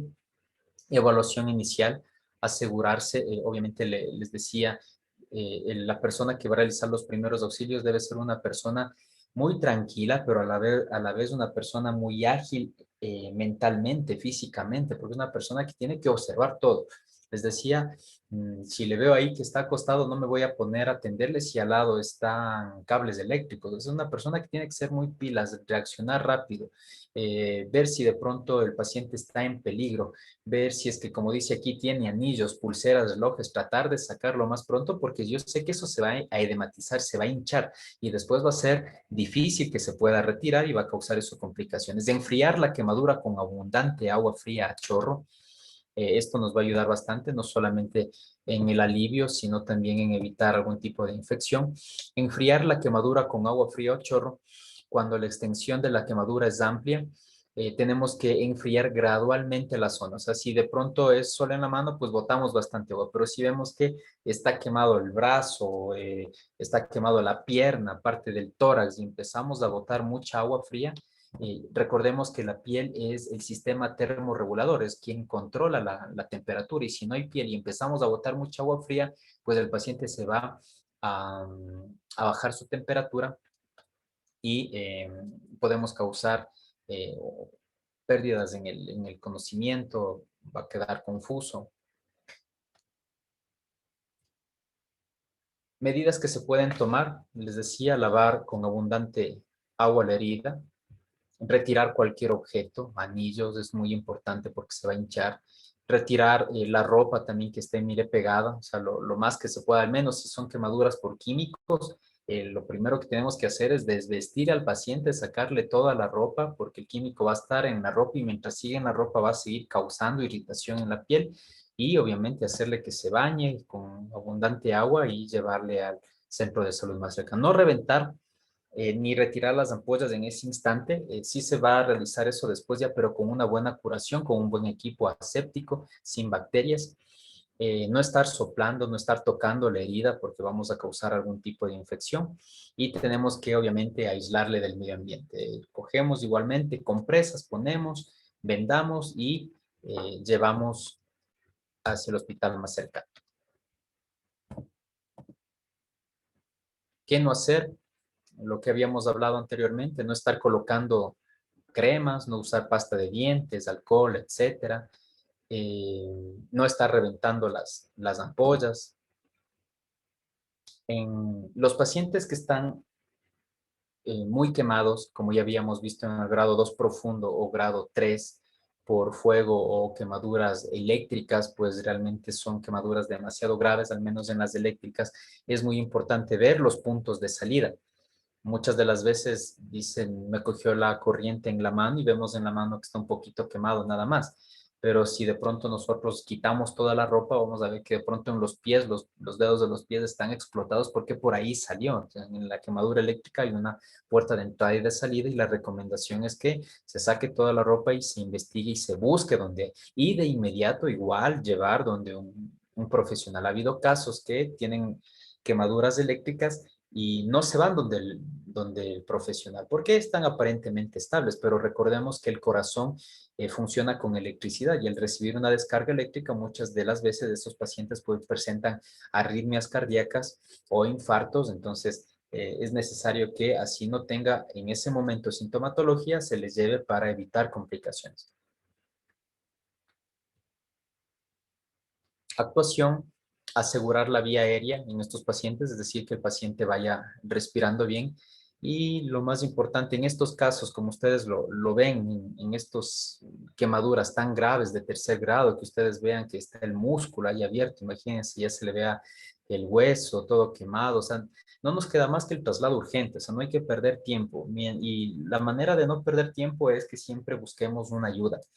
Mientras yo estoy tratando ahí de controlar el sangrado una vez más, poniendo apósitos, decir a otra persona ya que llame al 911 y estar controlando los signos vitales una vez más, porque cuando ya el 911 nos llame, nos va a decir la condición del paciente.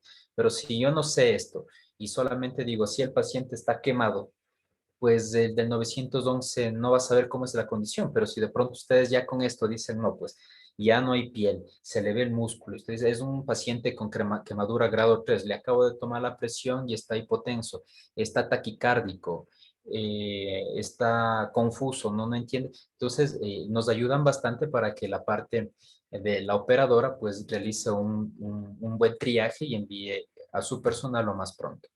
Esta es la manera de abrir la vía aérea. Entonces nos ponemos en la parte cabezal, nos ponemos, como vemos aquí, tras de la cabeza y hacemos que la mandíbula se vaya para atrás. El objetivo es extender al cuello para que el aire pueda entrar con mayor facilidad, porque ya les indicaba, es un paciente que sea por el sangrado, sea por el dolor, va a estar agitado y va a empezar a meter poca aire a su pulmón y eso nos va a complicar luego. En el caso de las quemaduras por insolación, hay una inflamación de las meninges por larga exposición a las radiaciones solares. Esto es grave, entonces siempre se recomienda cuando se vaya a estar trabajando en sol utilizar gorro, utilizar un medio de protección. La insolación obviamente puede producir náuseas y vómitos y si es que hay eso y nos dice que ha estado mucho tiempo expuesto en el sol, nos indica de que puede haber una complicación grave y tiene que ser llevado rápido a un centro de salud. Va a producir obviamente deshidratación y sudoración. Si el paciente obviamente empieza a sudar, la sudoración es un mecanismo de protección. El cuerpo empieza a sudar para que ese líquido sirva como filtro para que el sol no nos siga pegando al cuerpo. Pero si es que yo sigo sudando, estoy sacando líquido de adentro y voy a producir una deshidratación. La temperatura corporal puede estar normal o puede estar elevada, pero la cabeza del paciente obviamente va a estar muy caliente y es un paciente que va a estar con cefalea, es decir, con dolor de cabeza. Agotamiento por calor también puede haber, es decir, es un paciente que aparte de haber estado en el calor, así sea por poco tiempo, pues realizó una actividad muy extrema. En este caso, correr, por ejemplo, o realizar deporte. Entonces, aquí vemos el ejemplo, un atleta que estuvo corriendo, estuvo expuesto al sol, va a tener un agotamiento por calor. ¿Por qué? Porque va a tener una deshidratación una vez más, pero esta deshidratación va a ser excesiva. Suda tanto, pues que eh, pierde líquido por dentro y va a tener la deshidratación. La temperatura igual puede estar normal o ligeramente elevada y obviamente la frecuencia cardíaca y la frecuencia respiratoria van a estar elevadas. También puede haber un síncope por calor, es decir, un paciente que se va a desmayar. hay pérdida de la conciencia, se produce por la incapacidad de la adaptación del sistema cardiovascular a las temperaturas elevadas. El corazón no puede lograr controlar este exceso de temperatura y el paciente pues se desploma, se desmaya.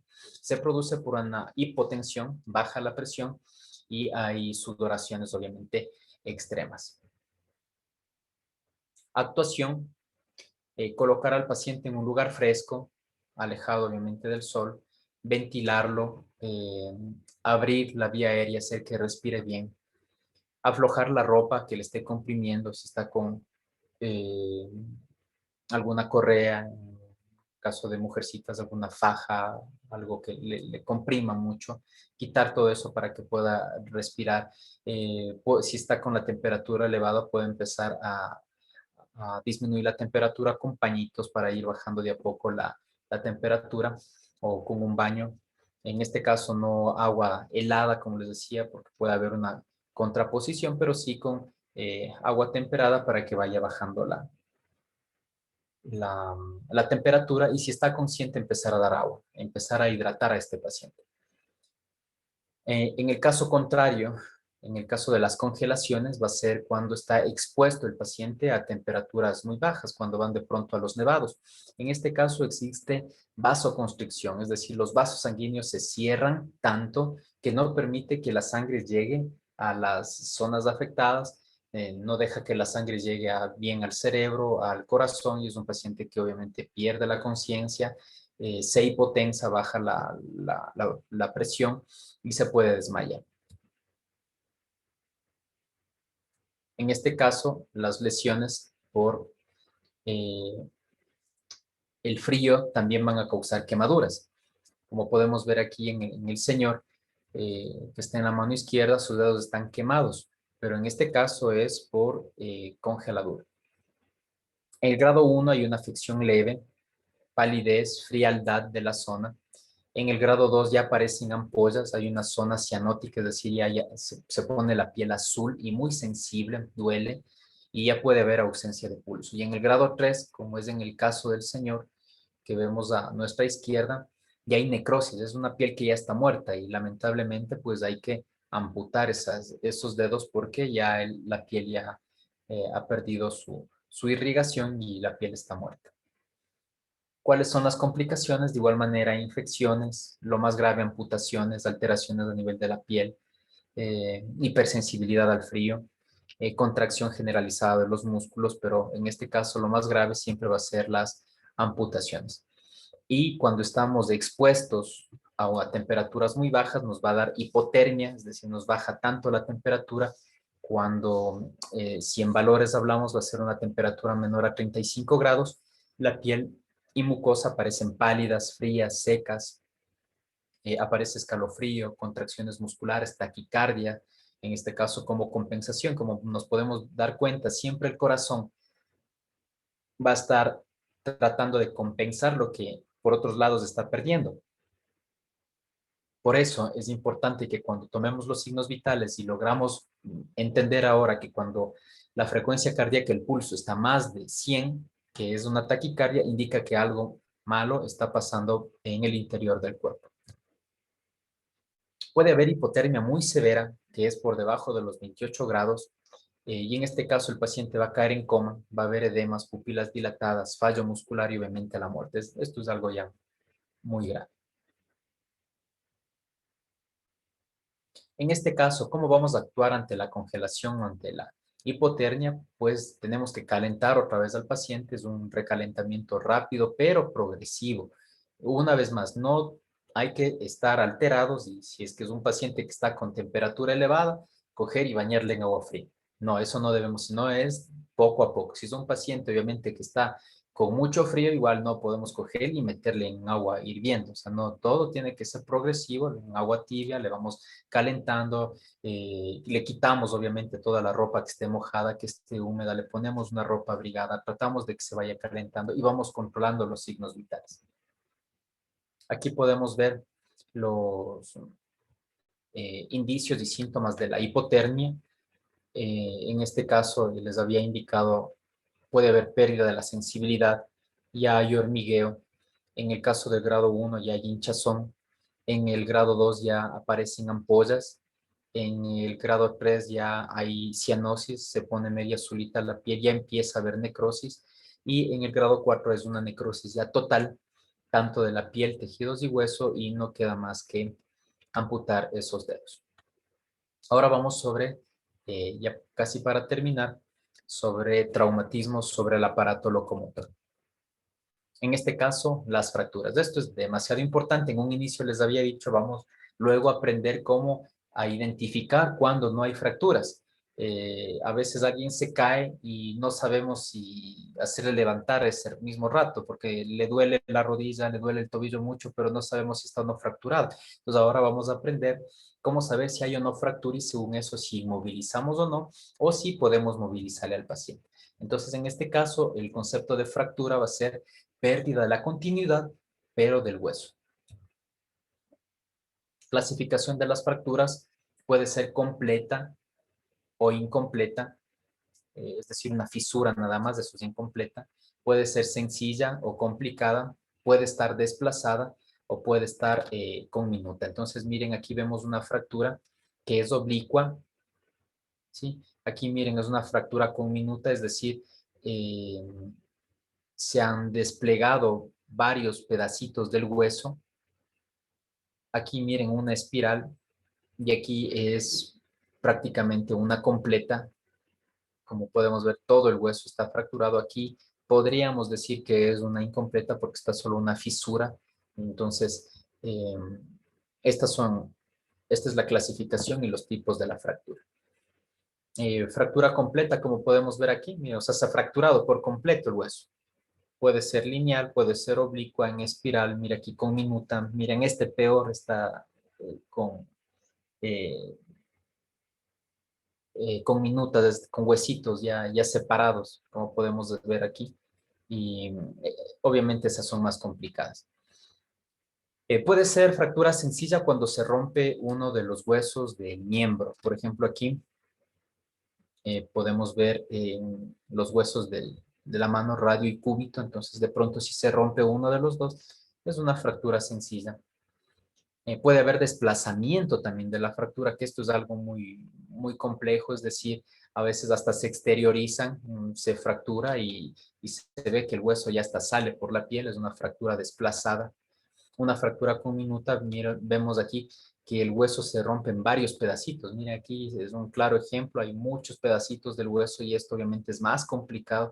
Son fracturas que necesitan algunos tipos de cirugías para poder controlar. Fracturas abiertas, obviamente, como dice su nombre, es una fractura que no hace falta tocar. Yo veo y el hueso está salido por el brazo, el hueso está salido por la pierna. Y entonces yo sé que eso es una fractura abierta, como podemos ver aquí. Miren, se ve claramente cómo la tibia ha salido, ha roto el músculo y esa es una fractura abierta.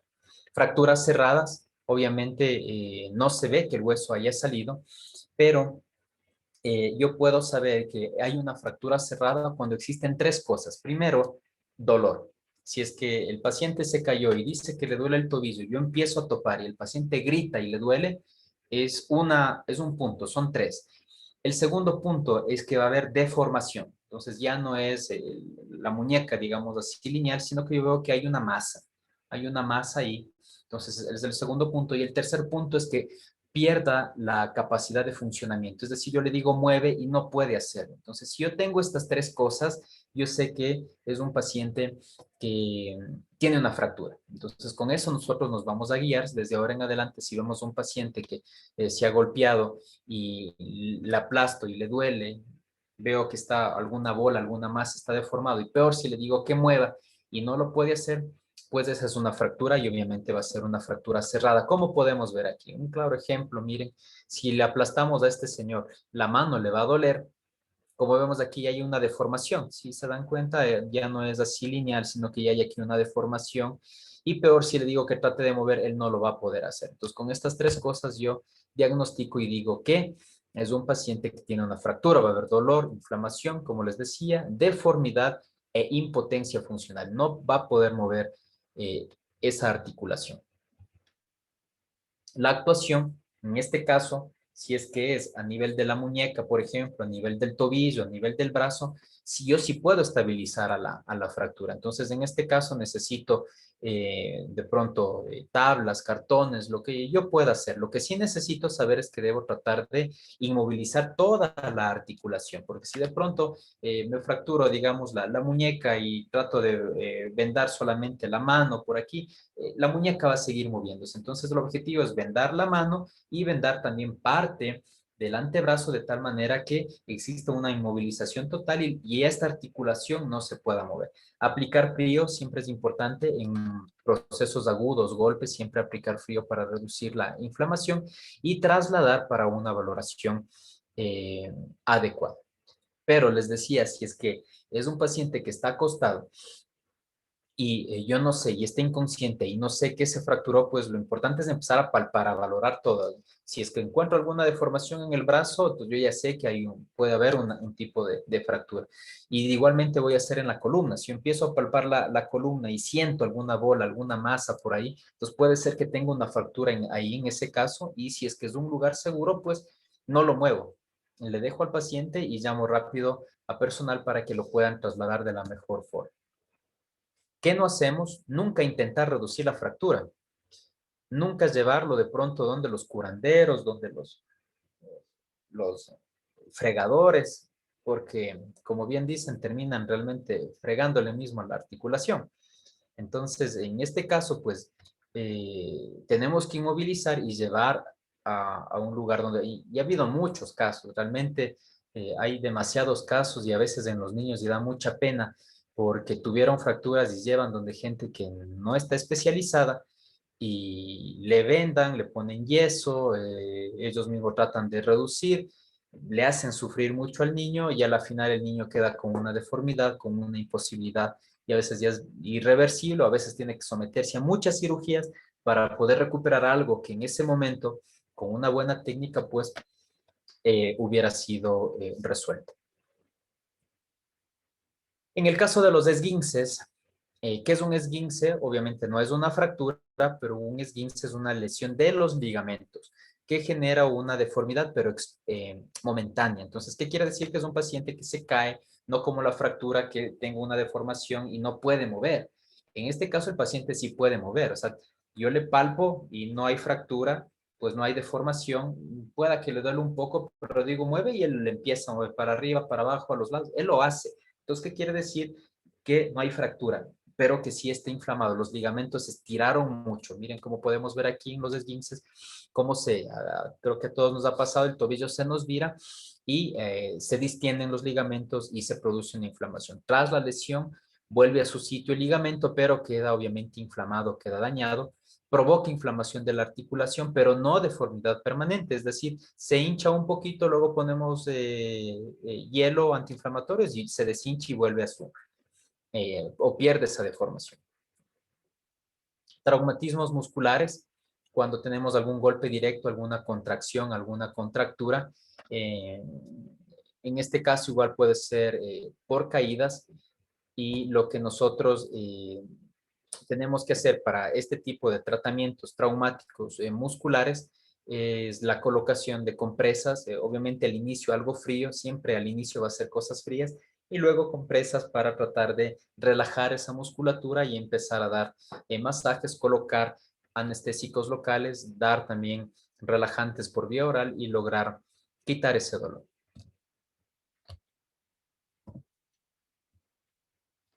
¿Cuáles son los síntomas? El dolor, la inflamación, la impotencia funcional y en algunas ocasiones sí puede haber deformidad. Entonces esto, como les decía, es muy importante. Si ustedes ven deformidad en el lugar del golpe, puede ser que ya no sea solamente muscular, sino que también ya se efectuó algún, algún hueso y ya estemos frente a una fractura ósea. ¿Cuál es la actuación? Inmovilizar la extremidad, aplicaremos frío local, excepto en las contracturas musculares, elevación de la extremidad afectada y trasladar para valoración por un médico. Los vendajes, esto es muy importante, ya esto vamos ya prácticamente para terminar y esto en la práctica pues lo enseñaremos. sí nos ha pasado, a veces es muy fácil decir, ¿no? Cuando esté con una herida, pongamos compresas y vendamos, pero a veces cogemos el vendaje y simplemente el hecho de no poner en una posición adecuada va a complicar el vendaje. A veces ponemos y se cae todo el vendaje, estamos con toda la venda y tratando de poner, nos queda flojo. Entonces, como les digo, parecería fácil, pero siempre es necesario aprender la técnica adecuada y los tipos de vendaje para que quede eh, una fractura o en este caso un esguince bien fijado, bien inmovilizado y no tengamos luego complicaciones. En el caso de las fracturas, cuando realizamos una inmovilización adecuada, logramos tanta ventaja porque es una fractura que va a ir inmóvil, obviamente, llega al lugar, lo resuelven y se soluciona el problema. Pero si no va bien inmovilizado en el movimiento, en el carro, ese hueso va así y de pronto se sigue rompiendo y de pronto sigue rompiendo músculos, sigue topando nervios, sigue dañando nervios y el rato que lleguemos, claro, le resuelven la fractura, pero los nervios quedaron dañados y de pronto es un paciente que va a quedar con un dolor permanente o de pronto pierde la sensibilidad de igual manera por este dolor. Los vendajes los utilizamos para inmovilizar articulaciones, reducir las inflamaciones. En el caso de los esguinces, siempre en el esguince va a ser tratamiento, hielo, inmovilización, antiinflamatorios. Existe multitud de tipos de vendajes, como les decía, y debemos colocarlos siempre de distal a proximal, y siempre las dos, distal y proximal, para que en la mitad quede la articulación y no tengamos que estar moviendo. Tipos de vendaje, vamos a tener compresivos, en este caso utilizamos vendas elásticas sobre la lesión, sin afectar obviamente estructuras óseas o musculares, o no compresivos, es decir, no realizamos tanto ajuste en este caso, solamente va a ser para fijar una herida, por ejemplo, alguien se cogió, se raspó y pongo unas gasas y para no tener que estar ahí poniendo gasas o si no tenemos esparadrapo, pues cojo una vendita, cojo, amarro y eso es un no compresivo. Pero si tenemos una herida sangrante, pues sí puedo hacer, cojo algunas gasas, pongo ahí y una venda un poco más apretada, compresiva, pues para hacer el efecto de homeostasis para que no siga sangrando. Podemos hacer un tipo de vendaje circular. Es el vendaje más simple, ¿no es cierto? La venda se coge, se le da la vuelta alrededor y se une. A veces ahí se les indica la técnica, a veces con eso mismo se corta, se amarra o se pone esparadrapos o a veces alfileres, lo que tengan a la mano para que quede eso ajustado. Se utiliza para un apósito, pero obviamente no va a ser la cura, solamente es hasta que se movilice, se vaya donde un médico o un especialista. Puede ser la utilización de cabestrillos. Esto también es importante. A veces son pacientes que tienen golpes a nivel del hombro, a nivel del brazo, y uno se dice, vaya y cómprese un cabestrillo. Y a veces los cabestrillos son caros.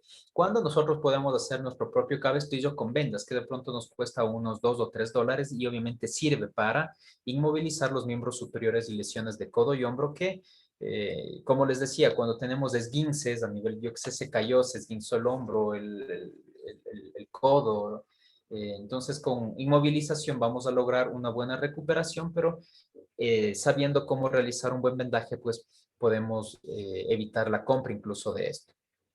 Vamos a ver, este es uno de los cabestrillos. Bueno, este es un cabestrillo comprado.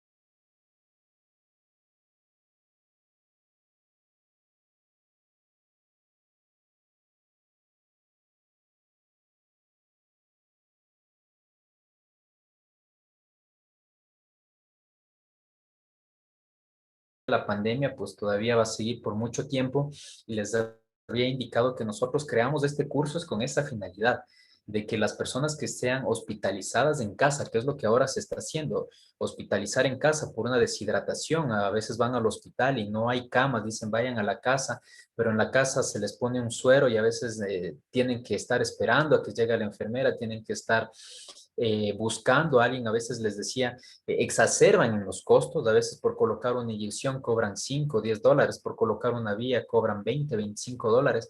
¿Cuándo de pronto ustedes pueden agilitar eso, saber cómo hacer por lo menos lo más básico y poder ayudar a sus familiares? De mi parte, muy agradecido y en este momento vamos a contestar algunas preguntas ya por el tiempo, pues para cumplir con lo que está normatizado según Mentor, que son los organizadores. Muchas gracias. Muchas gracias, doctor Galito. Excelente, excelente clase magistral. Tenemos varios mensajes eh, que nos han informado por toda la experiencia que usted tiene, Galito. Agradecerle por una excelente clase. No sé si, Galito, te parece, tenemos varias preguntas, pero bueno, vamos a seleccionar algunas. No sé si tal vez las personas que están aquí en la sala, tal vez alzan la mano para nosotros tal vez pedirles que enciendan el micrófono, o si no, les leería yo para que tú las puedas contestar. Antes de darle el paso a las personas, que tenemos varias personas que están solicitando el audio, tenemos una pregunta también por interno que nos dicen, en caso de alguna fractura, que en este caso a veces pasa como de la nariz o del hombro, ¿es recomendable en ese momento moverle y ponerle en el lugar? Nos preguntan una pregunta por interno que nos llegó. Claro, en este caso sí está recomendado, Marquito, cuando son las fracturas, nosotros llamamos en caliente, se puede realizar la reducción, que así se llama, pero eh, hay que tener en cuenta, obviamente, que esto tiene que ser por un personal capacitado. En este caso, si es a nivel eh, si es a nivel de la nariz, por ejemplo, tiene que ser un traumatólogo o un cirujano plástico. Si es a nivel del hombro, un traumatólogo. Entonces, ¿qué quiere decir? Que si es que tenemos estas fracturas, si tenemos un golpe, ese momento tenemos que llevarlo. Y realmente esto nosotros, mm, como Salvatore, nosotros siempre estamos tratando de insistir a las personas que tomen a la salud como lo más importante y que hagan la prevención. A veces, cuando van donde nosotros dicen, sí, me golpeé la nariz, ¿hace qué tiempo? Hace 6 días. ¿Y por qué no vino? Es que pensé que no iba a ser tan grave. Cuando de pronto va ese rato, sí se puede hacer la reducción en ese momento y se evita de cirugías, pero si ya viene después de 15 días, 18 días, ya se formó un caso, o sea, ya es difícil, ya hay que hacer otro tipo de intervención, en este caso quirúrgico. Entonces, sí se lo puede realizar, pero como les decía, en este caso, por un personal especializado. Acá, Vamos bueno, a no sé si tienes otras preguntas, Ujú. Marquitos, sino acá tengo, estoy leyendo en el chat también algunas. Ya, le vamos a dar, habilitar el micrófono a Rosita Aguilar. Rosita, buenas noches. Tal vez no sé si ya puede encender su micrófono. Buenas noches, gracias. Doctor, mi pregunta era la siguiente. Si hay fracturas a nivel de costilla, ¿tengo que mover al paciente o no? ¿Y cómo podría yo saber si son fracturas de costilla? Claro, con mucho gusto. En este caso, nosotros a nivel de la costilla existe un signo que se llama de tecla. Es decir, si se cayó, por lo general se caen y se golpean en puntas de la mesa, de algún lugar, y el paciente va a tener un dolor intenso. Ahora, tenemos que sacar la ropa, o sea, lo importante es observar. Si es que yo empiezo a palpar con la ropa puesta, difícil hacer. Tenemos que sacarle la ropa y empezar a palpar. Y como les decía, cuando hay fractura va a haber deformidad. Si es que hay fractura de la costilla, eso va a estar deforme y si yo empiezo a palpar, va a haber el signo de tecla. Es como la tecla del piano. Entonces yo aplasto y es como que se va para abajo la tecla. Entonces es fractura. Ahora, en este caso, obviamente tiene que ser movilizado el paciente con la mayor precaución, porque si es que yo ya logro detectar que hay una fractura de costilla, puede ser que esta costilla haya perforado el pulmón, que es lo más complicado. ¿Y cómo sé eso?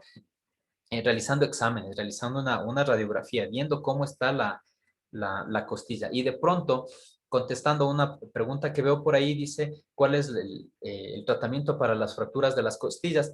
Pues en este caso, depende, como les decía, la radiografía. Si es que es una fractura que no está eh, complicando al pulmón, pues simplemente analgésicos, hielo, y en este caso se manda a hacer fisioterapia, que es soplar la botella para que la expansibilidad pues regrese a la fractura, se forme el callo óseo y no exista complicaciones. Pero en este caso, para todo tipo de fracturas, no se olviden siempre la palpación y el observar deformidad nos va a indicar que hay fracturas.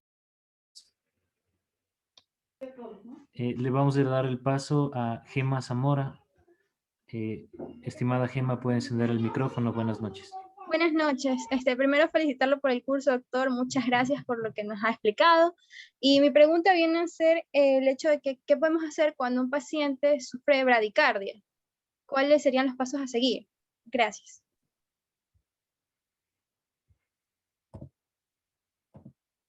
Muy bien. En este caso, como les había indicado, el tener la bradicardia dentro de los signos vitales es algo que nos va a estar indicando muchas cosas.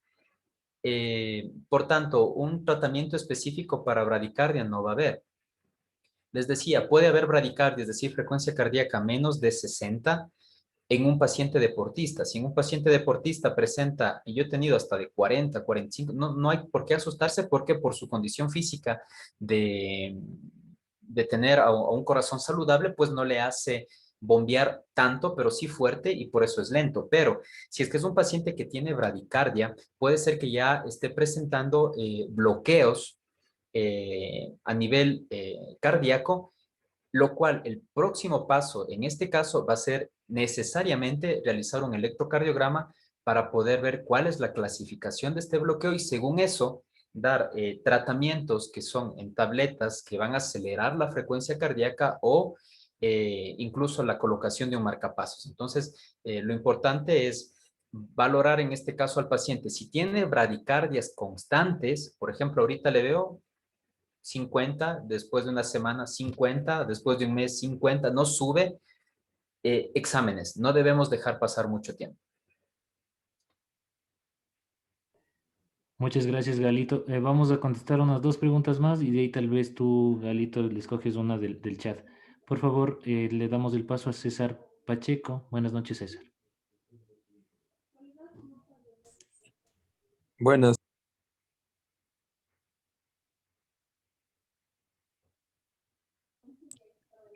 Bueno, profe, ¿me escucha? Sí, fuerte y claro, César. Dinos, Bueno, por favor. es que yo no he podido todavía pagar sobre el curso. Ahorita si lo pago, sí recibiría el certificado, ¿verdad? Eso, digamos, más adelante les explicaremos de eso. Gracias, César, por tu pregunta. No sé si una pregunta netamente de la capacitación. No.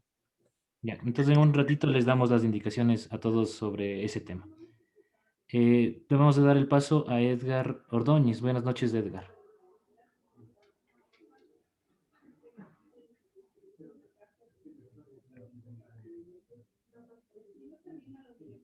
Estimado Edgar, pueden... Buenas noches. Buenas noches. Buenas noches. ¿Sí me escucha? Sí, le escuchamos, Edgar. Buenas noches. Bueno, buenas noches. Primero quiero agradecer a Mentor PIM, al doctor Galo y a la licenciada Lucy Endara que nos dio la charla del día de ayer. Mi pregunta para usted, doctor. En caso de encontrar eh, eh, una fractura craneana, digamos así, en una equinosis periviatoria, ¿no? Si nosotros podemos utilizar collarín o tal vez controlar la columna.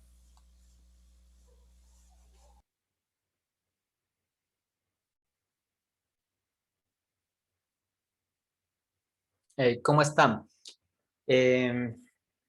Claro, en este caso, si es que, como usted nos indica, existe un traumatismo cráneoencefálico y no eh, ha existido trauma a nivel de la columna cervical, es un paciente que va a levantarse, va a poder mover la cabeza, pero recordemos que los signos que antes habíamos visto nos van a indicar complicaciones. Entonces, si es que él está moviendo la cabeza, es decir, el cuello no ha sido afectado, pero es un paciente que empieza de pronto a sangrar por el oído, a mí me indica que ya está complicándose. En este caso, como prevención, sí es necesario colocar un collarín. Yo le diría que en cualquiera incluso de las dos, siempre por prevención, incluso por mantener la vía aérea, sí sería adecuado colocar.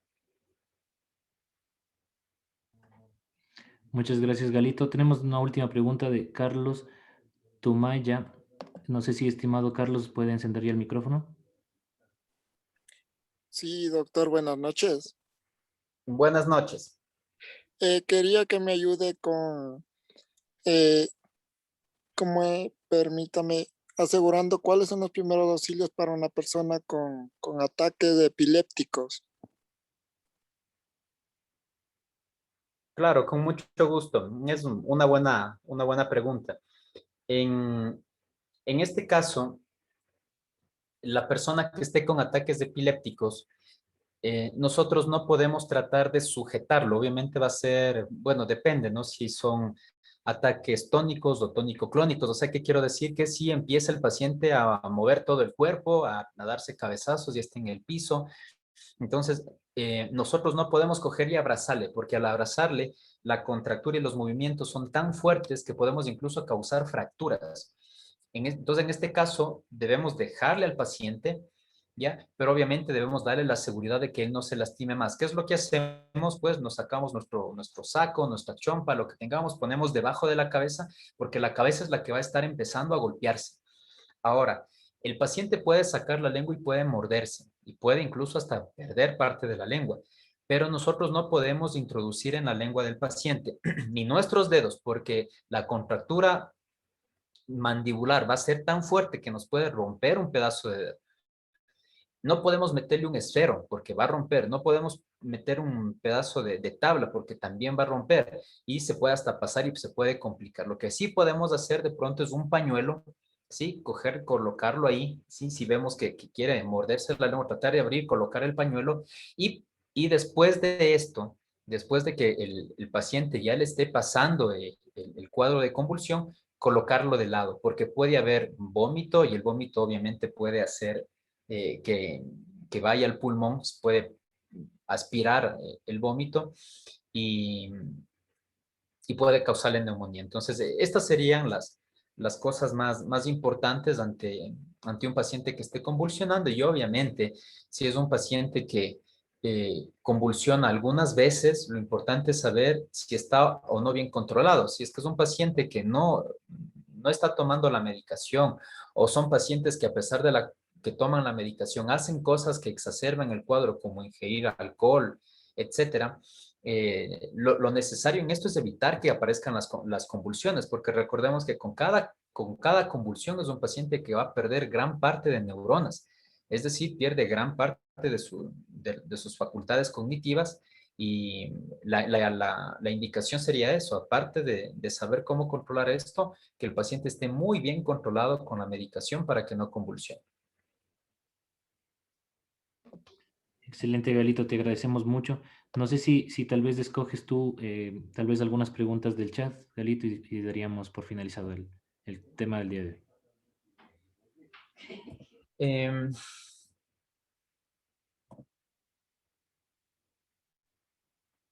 Eh, bueno, casi todas son las mismas. De pronto esta más que nos dice, ya había indicado, pero bueno, para refrescar, cómo saber si es que hay una hemorragia interna, nos dice aquí. Entonces, les decía, clínicamente es importante que aprendamos a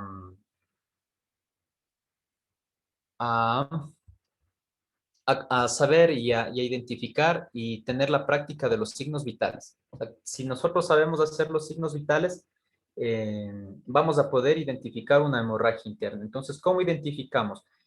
Primero vamos a tener el antecedente de algún golpe. Es un paciente que les decía en una bicicleta se cayó, se golpeó jugando fútbol, alguien le dio un rodillazo en el abdomen. Entonces, primero tenemos ese antecedente. El segundo es que el paciente va a empezar a ponerse pálido. Entonces, ¿por qué se pone pálido? Porque está perdiendo sangre por dentro. Eh, y de ahí vienen los mecanismos compensatorios. Como está perdiendo sangre, el paciente va a empezar a hacer taquicardia. Entonces, si nosotros le ponemos el saturador, es un paciente que va a estar con frecuencias cardíacas de 110, 120. Y si le tomamos la presión, es un paciente que va a estar hipotenso, va a estar en 80-40, 60-40 y el abdomen se va a distender y va a ser doloroso. Entonces, con eso yo sé que es un paciente que está con una hemorragia interna.